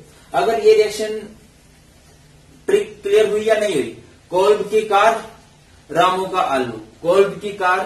का आलू, ये सिंपल सी ट्रिक है। अब बात है कि नहीं सर एक नंबर की नहीं दी हमारे टीचर ने, तो 2-3 नंबर की दे दी, या बोर्ड में 2.5 नंबर की आ गई, तब कैसे करोगे आप लोग इन रिएक्शंस को। देखिए करते हैं। सबसे पहले आपके पास होगा OH, दोनों रिएक्शन में कॉमन है ये बात, तो OH होगा। आप लोग फर्स्ट स्टेप में इसकी रिएक्शन कराओगे विद NaOH, किसके साथ, NaOH के साथ। तो यहां से ये H को डिस्प्लेस करेगा Na, ये उधर जाएगा, ये बनेगा ONA, जिसे बोलते हैं सोडियम फिनॉक्साइड। क्या बोलते हैं हम लोग, सोडियम फिनॉक्साइड। एंड माइनस क्या हो जाएगा, H2O। फिर आप लोग इसकी रिएक्शन कराओगे विद CO2 एंड एसिडिफिकेशन, ये नेगेटिव पॉजिटिव, ये CO2 जुड़ेगा यहाँ पे कुछ ऐसे, ये बन गया COOH एंड ये H जुड़ेगा ऊपर, ये बन गया OH, ठीक है। 2-3 नंबर में ऐसे निपटा होगा। इसको देखें तो इसमें क्या है, आपके पास है फिनोल, बेंजीन के ऊपर क्या लगा हुआ है, OH। फर्स्ट स्टेप कॉमन है, फर्स्ट स्टेप में हम इसकी रिएक्शन किसके साथ कराएंगे, NaOH के साथ। तो Na जाएगा इधर, माइनस होगा H2O, क्या हुआ, ये लग गया ONA। फिर आप लोग इसकी रिएक्शन कराओगे किसके साथ, क्लोरोफॉर्म के साथ, CHCl3। जैसे इसमें CO2 के साथ कराई थी ना, CO2 यहाँ पे जुड़ा, COOH यहाँ से निकल गया, CHCl3 के साथ करवाई आपने रिएक्शन। तो यहाँ पे लिंक क्या करने वाला है भाई, यहाँ पे आपका जो लिंक करेगा वो करेगा CHCl2, ठीक है। फिर आप लोग इसकी रिएक्शन कराओगे किसके साथ, विद 2NaOH के साथ, ये 2Na, ये 2Cl, बाहर H नहीं है, यहाँ पे Na है, ये 2Na 2Cl के बाहर हो गए, माइनस हो गया 2NaCl, एंड यहाँ पे क्या बचा बेंजीन के ऊपर ONA एंड CH के पास 2 OH लगेंगे, CH के पास 2 OH लगेंगे। अब एक ही कार्बन पे 2 OH स्टेबल नहीं होता, तो वहां से पानी निकलेगा बाहर। होप कि आपको दिखाई दे रहा होगा सब, ठीक है। देख लेता हूं मैं, दिख रहा है कि नहीं दिख रहा है, दिखाई दे रहा है। चलिए, तो यहां से क्या निकलेगा बाहर, यहां से निकलेगा वाटर बाहर, माइनस हो गया H2O, यहां पे क्या बन गया CHO, बस ये ONA को उड़ाना है। तो इसकी रिएक्शन एसिडिफिकेशन, एसिडिफिकेशन मतलब H पॉजिटिव, तो ऊपर क्या लग गया OH, और ये बन गया CHO। ये रिएक्शन आपने कब करनी है, अगर ये एक से ज्यादा नंबर में आ जाए तो। अगर एक एक नंबर की आती है देन ऊपर वाले रामो कालू कोल्ब की कार, ठीक है। ये तो इनकी सिंपल रिएक्शन, शॉर्टकट कर दिया, लॉन्ग कट कर दिया, इनकी ट्रिक भी देखिए। अब बात करते हैं इनके मैकेनिज्म्स की। एक बार आप स्पीडली से नोट करो, फिर मैं एक एक रिएक्शन का आपको मैकेनिज्म समझाता हूं। स्पीडली नोट कर लीजिए। वीडियो को आगे बढ़ाने से पहले एक जरूरी इन्फॉर्मेशन देना चाहूंगा कि मैं अनअकैडमी पर भी पढ़ा रहा हूं। अनअकैडमी इंडिया का लार्जेस्ट लर्निंग प्लेटफॉर्म है। अगर आप प्रिपेयर कर रहे हो क्लास 11th के लिए, 12th के लिए, वरीड हो school exam, board exam, JEE, NEET के लिए, सो डोंट वरी, इन सभी कैटेगरीज से रिलेटेड मैं रेगुलर वीडियोस अपलोड करता हूं। एंड जो वीडियोस होती हैं वो कैसे होती हैं, पहले मैं कंसेप्ट कराता हूं, फिर उससे रिलेटेड एनसीईआरटी के क्वेश्चन, बोर्ड के लिए प्रीवियस 10 ईयर के क्वेश्चन, और हर एक कंसेप्ट के बाद उससे रिलेटेड प्रीवियस 40 ईयर के एमसीक्यूज होते हैं जेईई एंड नीट के लिए। एंड सभी वीडियो लेक्चर्स को आप फ्री में देख सकते हो अनअकैडमी पर, वो एड फ्री हैं, बड़ा फायदा ये रहता है वहां पे। एंड सबसे जरूरी बात कि आप उन सभी वीडियोस के नोट्स को पीडीएफ फॉर्म में फ्री में डाउनलोड कर सकते हो। एंड क्या है, कलर्ड नोट्स हैं, हैंड रिटन नोट्स हैं, आप ना भी चाहोगे तब भी आपका पढ़ने का दिल करेगा। तो सभी चैप्टर्स की वीडियोस का लिंक मैंने डिस्क्रिप्शन में डाल दिया है, लिंक ओपन कीजिए, फॉलो कीजिए एंड वीडियोस का फायदा उठाइए। मिलते हैं बढ़िया सिंपल सा मेथड जो आपको मैकेनिज्म समझाएगा इस रिएक्शन का, कि कैसे आप लोग सिंपली इसका मैकेनिज्म कर सकते हो। मैं आपको एक बात आता चलो, देखो Kolbe's reaction and Rymer timing बहुत इंपॉर्टेंट है, तो इनका मैकेनिज्म भी ना बड़ा होता है। वैसे तो हर एक रिएक्शन का मैकेनिज्म भी बड़ा है। अब मैकेनिज्म को आप कैसे प्रैक्टिस करोगे, कॉपी में लिखने हैं, 2-3 बार लिखना है, तभी आपकी बहुत अच्छे से प्रैक्टिस हो पाएगी। चलिए देखिए क्या होता है। आपके पास फर्स्ट ऑफ ऑल तो क्या है कि फिनोल है। फिनोल एसिडिक होता है नेचर में। आप लोग इसकी रिएक्शन करवा दो किसके साथ, बेस के साथ, बोले तो NaOH के साथ। तो NaOH में से इस पे अटैक करेगा OH नेगेटिव। NaOH बेस है तो OH नेगेटिव देगा। अभी फोकस करो कि ये OH नेगेटिव बोलेगा इस H को कि आगे बाहर जुड़ते हैं, और H पसंद करता है एक नेगेटिव को, नए वाले नेगेटिव को। तो ये क्या कहेगा, ठीक है आ रहा हूं, अभी इस बॉन्ड को खत्म करा। तो इस बॉन्ड के इलेक्ट्रॉन इसके पास, ये जुड़ेगा इस OH से, HNOH H2, एंड यहाँ पे ये क्या बन गया आपके पास, ये आपके पास ऑक्सीजन के पास आ गया है negative charge. It is called phenoxide ion. क्या बोलते हैं इसे, phenoxide ion. And phenoxide ion में मैंने आपको बताया था कि रेजोनेंस होता है। तो अब इसका रेजोनेंस जब करके दिखाओगे तो किस तरह से करके दिखाओगे इसमें रेजोनेंस, आप कुछ इस तरह से देखिए, इस नेगेटिव को आप इधर भेजोगे, मतलब इलेक्ट्रॉन है, ये दोनों इलेक्ट्रॉन है इसके पास, तो इलेक्ट्रॉन को आगे भेजेगा, यहाँ पे बॉन्ड बनेगा। जब यहाँ पे बॉन्ड बनेगा तो इस कार्बन के बॉन्ड ज्यादा होंगे, बॉन्ड से इलेक्ट्रॉन आगे जाएंगे, ठीक है। तो कुछ इस तरह से बनेगा, फोकस करना। ये डबल बॉन्ड ऑक्सीजन हो गया, यहाँ पे आ गया नेगेटिव, बाकी एज इट इज क्लियर है। बाकी ये रेजोनेंस मैंने आपको बहुत बार समझा दिया है, बहुत बार। हेलोरिन हेलोरिन से स्टार्ट किया था हमने और बहुत बार कर चुके हैं। चलो आगे देखो, तो अभी यहाँ पे एंट्री होगी एक्चुअल खलनायक की। कार्बन डाइऑक्साइड की, C double bond O C double bond O। तो ये क्या कर सकता है, ये इन इलेक्ट्रॉन्स को एक्सेप्ट कर सकता है। ठीक है, ये नेगेटिव जाएंगे इस कार्बन के पास। कोई CO2 जो होता है एसिडिक होता है नेचर में, वो लोन पेयर्स को एक्सेप्ट कर सकता है। बट जैसे ही वो एक्सेप्ट करेगा बॉन्ड बनेगा, बॉन्ड बनेगा तो इस कार्बन के बॉन्ड ज्यादा होंगे, जो कि पॉसिबल नहीं है। तो ये क्या करेगा, इस बॉन्ड को आगे भेज देगा, ऑक्सीजन को बोलेगा तू अपना बॉन्ड खींच ले भाई, क्योंकि मेरे काम चलाने के लिए आ चुका है कोई और। तो अभी देखिए क्या होने वाला है। देखिए यहां से कुछ ऐसे होगा, ये हो गया डबल बॉन्ड O, यहां पे आ गया C double bond O, and यहां पे इस ऑक्सीजन ने जब इस बॉन्ड को खींच लिया तो इस पे आ गया कौन सा चार्ज, नेगेटिव चार्ज। क्लियर। अब फोकस करो कि ये तो एज इट इज है। बेंजीन के हर एक बॉन्ड पे क्या लगा हुआ है, हाइड्रोजन भी तो लगा हुआ है। यहां पे अगर छोड़ दें बाकी तो हर एक बॉन्ड पे हाइड्रोजन भी है या नहीं है, हाइड्रोजन। और जो बेंजीन है उसकी एरोमेटिसिटी गायब हो चुकी है, जो अल्टरनेट डबल बॉन्ड है वो अभी हमें नहीं दिखाई दे रहे, तो वो उसको पाना चाहेगा। और ऊपर से एक दूसरी बात ये है, हाइड्रोजन को नेगेटिव दिख रहा है, जैसे यहाँ पे इस हाइड्रोजन को ये नेगेटिव दिख रहा था, इस हाइड्रोजन को ये नेगेटिव दिख रहा है, ये इसके साथ जुड़ना चाहता है।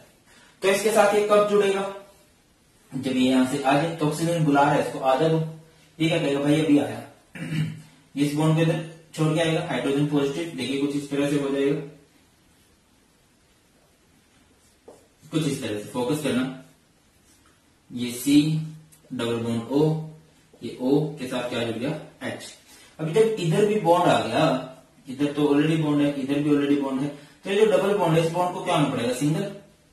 इस ऑप्शन को खींचना पड़ेगा अपना बॉन्ड अपनी तरफ, क्योंकि अगर ये बॉन्ड इधर आ जाता है और इधर भी डबल बॉन्ड रहेगा तो इस कार्बन की कितने बॉन्ड देंगे, 1 2 3 4 5, वो तो पॉसिबल नहीं है। तो इसने खींच लिया अपने बॉन्ड को, इस पे कौन सा चार्ज आएगा, नेगेटिव। और अभी काम बहुत आसान है, क्या करना है आपने एसिडिफिकेशन करनी है। एसिडिफिकेशन मतलब H पॉजिटिव, ये H2 भी साथ में जुड़ा हो सकता है, H पॉजिटिव H2, बाकी एसिडिफिकेशन आप H पॉजिटिव से दिखाओ, सिंपल रहेगा।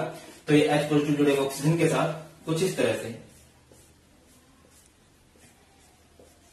ये बन गया है OH और ये है C double bond O OH। ये ऑर्थो पोजीशन पे ही क्यों जुड़ा है, बिकॉज यहाँ पे इंट्रामोलिकुलर हाइड्रोजन बॉन्डिंग पॉसिबल है। क्या होती है इंट्रामोलिकुलर हाइड्रोजन बॉन्डिंग, जब एक ही मॉलिक्यूल में काम चल जाए। इंटरमोलिकुलर क्या होती थी, जब अलग अलग मॉलिक्यूल्स में हाइड्रोजन बॉन्डिंग होती है। ये इंट्रामोलिकुलर हाइड्रोजन बॉन्डिंग इसको एक्स्ट्रा स्टेबिलिटी प्रोवाइड करती है। अगर यहाँ पे इंट्रामोलिकुलर हाइड्रोजन बॉन्डिंग वाला कंसेप्ट ना होता तो ये पैरा पे लगता, बिकॉज हमने कहा है पैरा वाले ज्यादा स्टेबल होते हैं, बट यहाँ पे पैरा से ज्यादा स्टेबल है ऑर्थो। क्यों, क्योंकि यहाँ पे इंट्रामोलिकुलर हाइड्रोजन बॉन्डिंग है। पैरा पे क्यों पॉसिबल नहीं है, कोई पैरा पे डिस्टेंस बहुत ज्यादा हो जाता है, डिस्टेंस भी मैटर करता है हाइड्रोजन बॉन्डिंग के लिए, इसी वजह से। समझ में आ गया नहीं आ गया, रिपीट कर रहा हूँ। फिनोल था, OH नेगेटिव आया, इसने H को बुलाया, इस पे नेगेटिव। फिनोक्साइड आयन, यहाँ पे रेजोनेंस आई, ये नेगेटिव से बॉन्ड बना, बॉन्ड से नेगेटिव CO2, ये नेगेटिव जाएगा कार्बन के पास, ये इलेक्ट्रॉन जाएंगे कार्बन के पास। कार्बन ने ऑक्सीजन को अपना बॉन्ड खींचने को बोला, ऑक्सीजन ने खींच लिया नेगेटिव। ये जो हाइड्रोजन है हर एक बॉन्ड पे लगा हुआ है, ये हाइड्रोजन अपने इलेक्ट्रॉन यहाँ पे छोड़ के गया और वो जुड़ गया उस नेगेटिव के साथ, जिसकी वजह से इस कार्बन के बॉन्ड ज्यादा होंगे तो इसने भी नेगेटिव खींच लिया। यहाँ पे हुई एंट्री H पॉजिटिव की, एसिडिफिकेशन जो इस नेगेटिव के साथ जुड़ेगा बना OH, और यहाँ पे इंटरमोलिकुलर हाइड्रोजन बॉन्डिंग हो रही है। That's why ortho product major है। इसका नाम क्या होगा, ऑर्थो हाइड्रोक्सी बेंजोइक एसिड या सैलिसिलिक एसिड। एक बार स्पीडली से नोट कर लो, समझो, फिर करते हैं अगली रिएक्शन का मैकेनिज्म। स्पीडली नोट कर लीजिए इसको।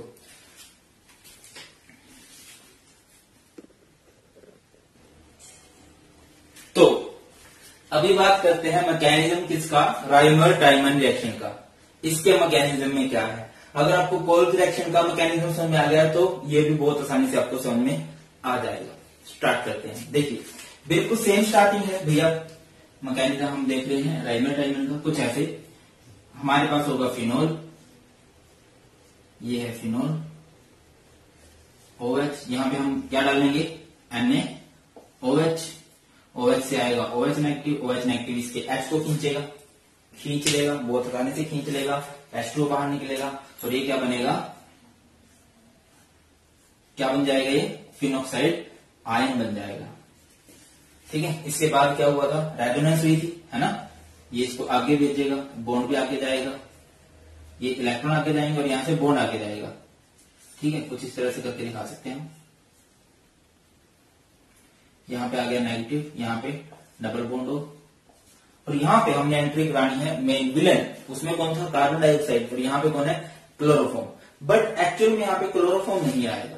देखिए क्लोरोफॉर्म कुछ ऐसे होता है, फोकस करना बात को, CHCl3, ये है क्लोरोफॉर्म। अगर आपने 11th के ऑर्गेनिक के देखें तो बहुत अच्छे समझ में आ जाएगा क्या फंडा होगा, नहीं देखें तब भी कोई दिक्कत नहीं है, इतना डीप में जाने की आपको जरूरत भी नहीं है। जो क्लोरोफॉर्म होता है वो एसिडिक होता है नेचर में। एसिडिक नेचर का मतलब क्या है कि ये H पॉजिटिव को रिलीज कर सकता है। तो इसने क्या कर दिया, इस H पॉजिटिव को कर दिया रिलीज।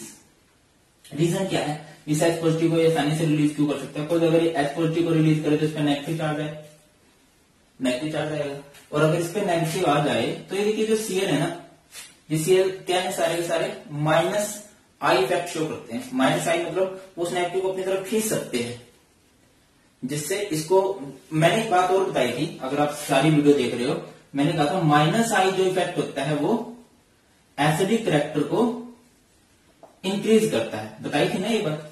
तो ये इस H पॉजिटिव को देगा, इस H पॉजिटिव को दे देगा, और इस कार्बन पे कौन सा आ जाएगा, नेगेटिव, और ये बन गया Cl। अभी सारी कहानी खत्म नहीं हुई है, अभी भी सारी कहानी खत्म हमारी नहीं हुई है। तो क्या होगा, ये जो कार्बन है ये इस नेगेटिव को, देखो यहां पे क्या आ गए, 2 इलेक्ट्रॉन आ गए, ठीक है। और अगर आप यहां पे चेक करो कि क्या हो रहा है, कार्बन के पास कितने इलेक्ट्रॉन है, प्योर देखें तो 1 2 3 बॉन्ड है, यानी 6 इलेक्ट्रॉन, या फिर इसके कार्बन के चेक करें तो 3 इलेक्ट्रॉन और 2 ये 5 इलेक्ट्रॉन, जबकि कार्बन के पास 4 होने चाहिए, ठीक है। हाँ, ऑक्टेट इसका कंप्लीट हो रहा है, 2 ये और 6 इलेक्ट्रॉन ये, 8 हो गया, फोकस कर पा रहे हो। बट कार्बन के ऊपर नेगेटिव चार्ज स्टेबल नहीं होता, चार्ज कोई सा भी स्टेबल नहीं होता, मैं आपको बताता हूं। तो यहां से ये इस नेगेटिव को दे देगा इसको, ये बोलेगा कि भाई तू जा नेगेटिव लेके, ये Cl नेगेटिव को लेके गायब हो जाएगा, ठीक है, नेगेटिव चार्ज चला गया इस पे। अभी देखो फोकस करना, बना क्या है, ये बना Cl और ये 2 इलेक्ट्रॉन। क्या था, देखो ये जो बॉन्ड था, मान लो यहाँ पे जो बॉन्ड था, 1 इलेक्ट्रॉन तो कार्बन का ही था, 1 इलेक्ट्रॉन हाइड्रोजन का था, वो हाइड्रोजन का भी इसने छीन लिया, इसके पास, इसी वजह से इसके पास नेगेटिव चार्ज आ गया। अभी क्लोरीन ने क्या किया, कार्बन का इलेक्ट्रॉन छीन लिया, तो हिसाब बराबर हो गया, तो अभी कार्बन पे कोई चार्ज नहीं रहा। अभी ये जो कार्बन है ये क्या है, न्यूट्रल है, क्या है, न्यूट्रल। एंड इस तरह को बोलते हैं हम लोग कार्बीन्स, क्या है ये, कार्बीन्स। इसको बोलते हैं डाइक्लोरोकार्बन। कार्बन क्या होते हैं, कार्बन के पास हमें लोन पेयर दिख रहे हैं, कार्बन ने बॉन्ड बनाया है, बट फिर भी उसका ऑक्टेट पूरा नहीं हो रहा। चेक करो तो कितने बॉन्ड है, 2 2 दूनी 4 इलेक्ट्रॉन है, और 2 ये 6 इलेक्ट्रॉन है। तो अभी यह है इलेक्ट्रोफाइल, इस इलेक्ट्रॉन की जरूरत है, ये ऐसी साइड से प्यार करेगा जो इलेक्ट्रॉन रिच हो। समझ पाए, नहीं समझ पाए, दोबारा समझा रहा हूं। देखो ये था क्लोरोफॉर्म। क्लोरोफॉर्म क्या होता है, एसिडिक नेचर में इसने H पॉजिटिव को रिलीज किया, जिससे कार्बन पे नेगेटिव चार्ज आ गया, बट नेगेटिव चार्ज स्टेबल नहीं होता, तो ये नेगेटिव इसने क्लोरीन को दिया, बाहर निकला, तो ये कुछ इस तरह से बन गया। अभी कार्बन न्यूट्रल है, उसमें 2 बॉन्ड बना रखे हैं, उस पर 2 इलेक्ट्रॉन भी है, बट तब भी वो स्टेबल नहीं है, तब भी उसका ऑक्टेट कंप्लीट नहीं हो रहा। इनको बोला जाता है कार्बीन्स। क्या बोलते हैं, कार्बीन्स। तो अभी एंट्री होगी किसकी, कार्बीन की, कुछ इस तरह से। ये नेगेटिव अप्रोच करेगा इसको, ये बोलेगा हमारे साथ जुड़ो, क्या रखता है, हमारे साथ आओ, इज्जत होगी आपकी, ठीक है। तो देखिए कुछ इस तरह से होने वाला है, डबल बॉन्ड O, यहां पे C, ये Cl, और इस कार्बन पे आ गया अभी नेगेटिव चार्ज। तो कार्बन पे वही बात होगी, तो नेगेटिव चार्ज तो होना नहीं चाहिए था, नेगेटिव चार्ज तो दिक्कत आ गई। तो अभी क्या होगा बताइए। अच्छा, ये लास्ट केस में भी हम लोग पढ़ के आए हैं कि हर एक बॉन्ड पे क्या है, कार्बन के हर एक बॉन्ड पे हाइड्रोजन है, और ये हाइड्रोजन किसके साथ जुड़ना पसंद करता है, नेगेटिव के साथ। एंड यहाँ पे देखते तो बेंजीन के जो अल्टरनेट डबल बॉन्ड वाला सिस्टम है वो खत्म हो चुका है, तो इसको दोबारा से जिंदा किया जाएगा। ये अपने बॉन्ड को छोड़ के जाएगा, इधर खुद जुड़ेगा इसके साथ, और इस ऑक्सीजन को अपना बॉन्ड खींचना पड़ेगा। देखिए क्या बनेगा इसके लिए, क्या हुआ, ये आदत सी पड़ गई ना, ये ऑक्सीजन पे नेगेटिव, ये बन गया CH, और ये 2 Cl है, और यहाँ पे आ गया बॉन्ड, यहाँ पे आ गया बॉन्ड। देखो H पॉजिटिव आया, कार्बन के पास 2 इलेक्ट्रॉन पड़े हुए थे, यहाँ पे भी देख लो ये 2 इलेक्ट्रॉन पड़े हुए हैं। अब 2 इलेक्ट्रॉन, एक इसको दिया एक अपने पास रखा, बॉन्ड बना लिया इसने। क्लियर। इसके बाद क्या होगा, इसके बाद आप लोग इसकी रिएक्शन कराओगे विद 2NaOH। ये 2Na, ये 2Cl बाहर माइनस होगा 2NaCl, ये 2 OH जुड़ेंगे इसके साथ। एक मिनट में देख लो सब दिख रहा है कि नहीं। ओके, दिखाई दे रहा है। तो अभी क्या होगा, फोकस करना, अभी क्या होने वाला है, यहां पे ऑक्सीजन पे नेगेटिव है, कुछ ऐसे है ये, और वहां पे ये हो गया CH और ये 2 लग चुके हैं OH। एक ही कार्बन पे 2 OH, ये चीज स्टेबल नहीं होती। तो यहां से बाहर निकलेंगे कौन, यहां से बाहर निकलेगा H2O। ये कुछ ऐसे बन गया, ऑक्सीजन पे है नेगेटिव, ये है CH और ये एक ही ऑक्सीजन बचा है, तो बॉन्ड पूरे करने के लिए डबल बॉन्ड हो।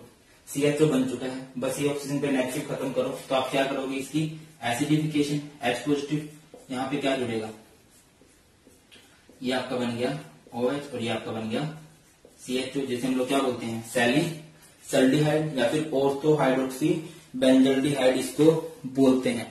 कोल्ड रिएक्शन से तो थोड़ा सा मुश्किल है इसका मैकेनिज्म, बट इतना भी मुश्किल नहीं है कि आप कर ना पाओ। बहुत कुछ सेम हुआ है। फिनोल पे सोडियम हाइड्रोक्साइड आया, OH नेगेटिव ने H को निकाला, ऑक्सीजन नेगेटिव, यहाँ पे रेजोनेंसी, यहाँ पे डाइक्लोरोकार्बन ने अटैक किया है, जबकि हमने लिया था क्लोरोफॉर्म, H निकला है, कार्बन पे नेगेटिव Cl को दिया, डाइक्लोरोमीथेन ये बना, डाइक्लोरोमीथेन नहीं डाइक्लोरोकार्बन, तो ये स्टेबल नहीं है, ये इसको अप्रोच करेगा, इसके बॉन्ड बनाएगा, बट स्टिल इसके ऊपर नेगेटिव चार्ज है, इस वाला नेगेटिव अब इसके पास आ गया, तो इस नेगेटिव को खत्म करेगा, ये हाइड्रोजन खत्म करेगा, इधर बॉन्ड देगा, ये बॉन्ड ऊपर इलेक्ट्रॉन, ये बॉन्ड बना, ये हाइड्रोजन जुड़ेगा इस नेगेटिव के साथ, बॉन्ड बन गया। फिर 2NaOH के साथ कभी 2Na 2Cl बाहर, यहाँ पे 2 OH की एंट्री होगी, या फिर समझो यहाँ पे OH आएंगे, इन 2 Cl को निकाल के यहाँ पे OH आएंगे। एक्चुअल में ये हुआ है, एक ही कार्बन पे 2 OH नहीं बनती बात, तो बाहर निकालो, H2 बन जाएगा, C double bond H aldehyde बन चुका है। एसिडिफिकेशन कराओ, H पॉजिटिव इस ऑक्सीजन की जगह जुड़ेगा, ये बन गया आपका सैलिसल्डिहाइड। और यही है आपकी सिंपल सी टीमर-टीमन रिएक्शन। यही थे इन दोनों के मैकेनिज्म। आई होप कि आपको अच्छे समझ में आ गए हैं। बहुत इंपॉर्टेंट है, ऐसा ना हो कि आप पेपर में बैठो और यार सर ने बहुत इंपॉर्टेंट बोला था बट हमने पढ़ाई नहीं की। आपके सीनियर्स का फायदा क्या होता है, एक है भाई हाँ पता है 5-6 साल हो गए हैं सर को पढ़ाते हो, वो ऑब्जर्व कर रहे हैं, बहुत आता है। हमारे टाइम में भी आया था, उसके बाद रेगुलरली भी आ रहा है, स्टेट बोर्ड में भी, CBSE बोर्ड में भी। तो क्यों मिस कर रहे हो, जब आपको पता है कि आएगा तो अच्छे से देखो, प्रैक्टिस करो। चलिए ये रहा हमारी तरफ से, अब आपकी तरफ से मेहनत फुल होनी चाहिए। एंड एक सपोर्ट जो चैनल को करना है, वीडियो को लाइक और शेयर सभी फ्रेंड्स के साथ दूर दूर तक फैला दो इस वीडियो को, सबका फायदा होना चाहिए।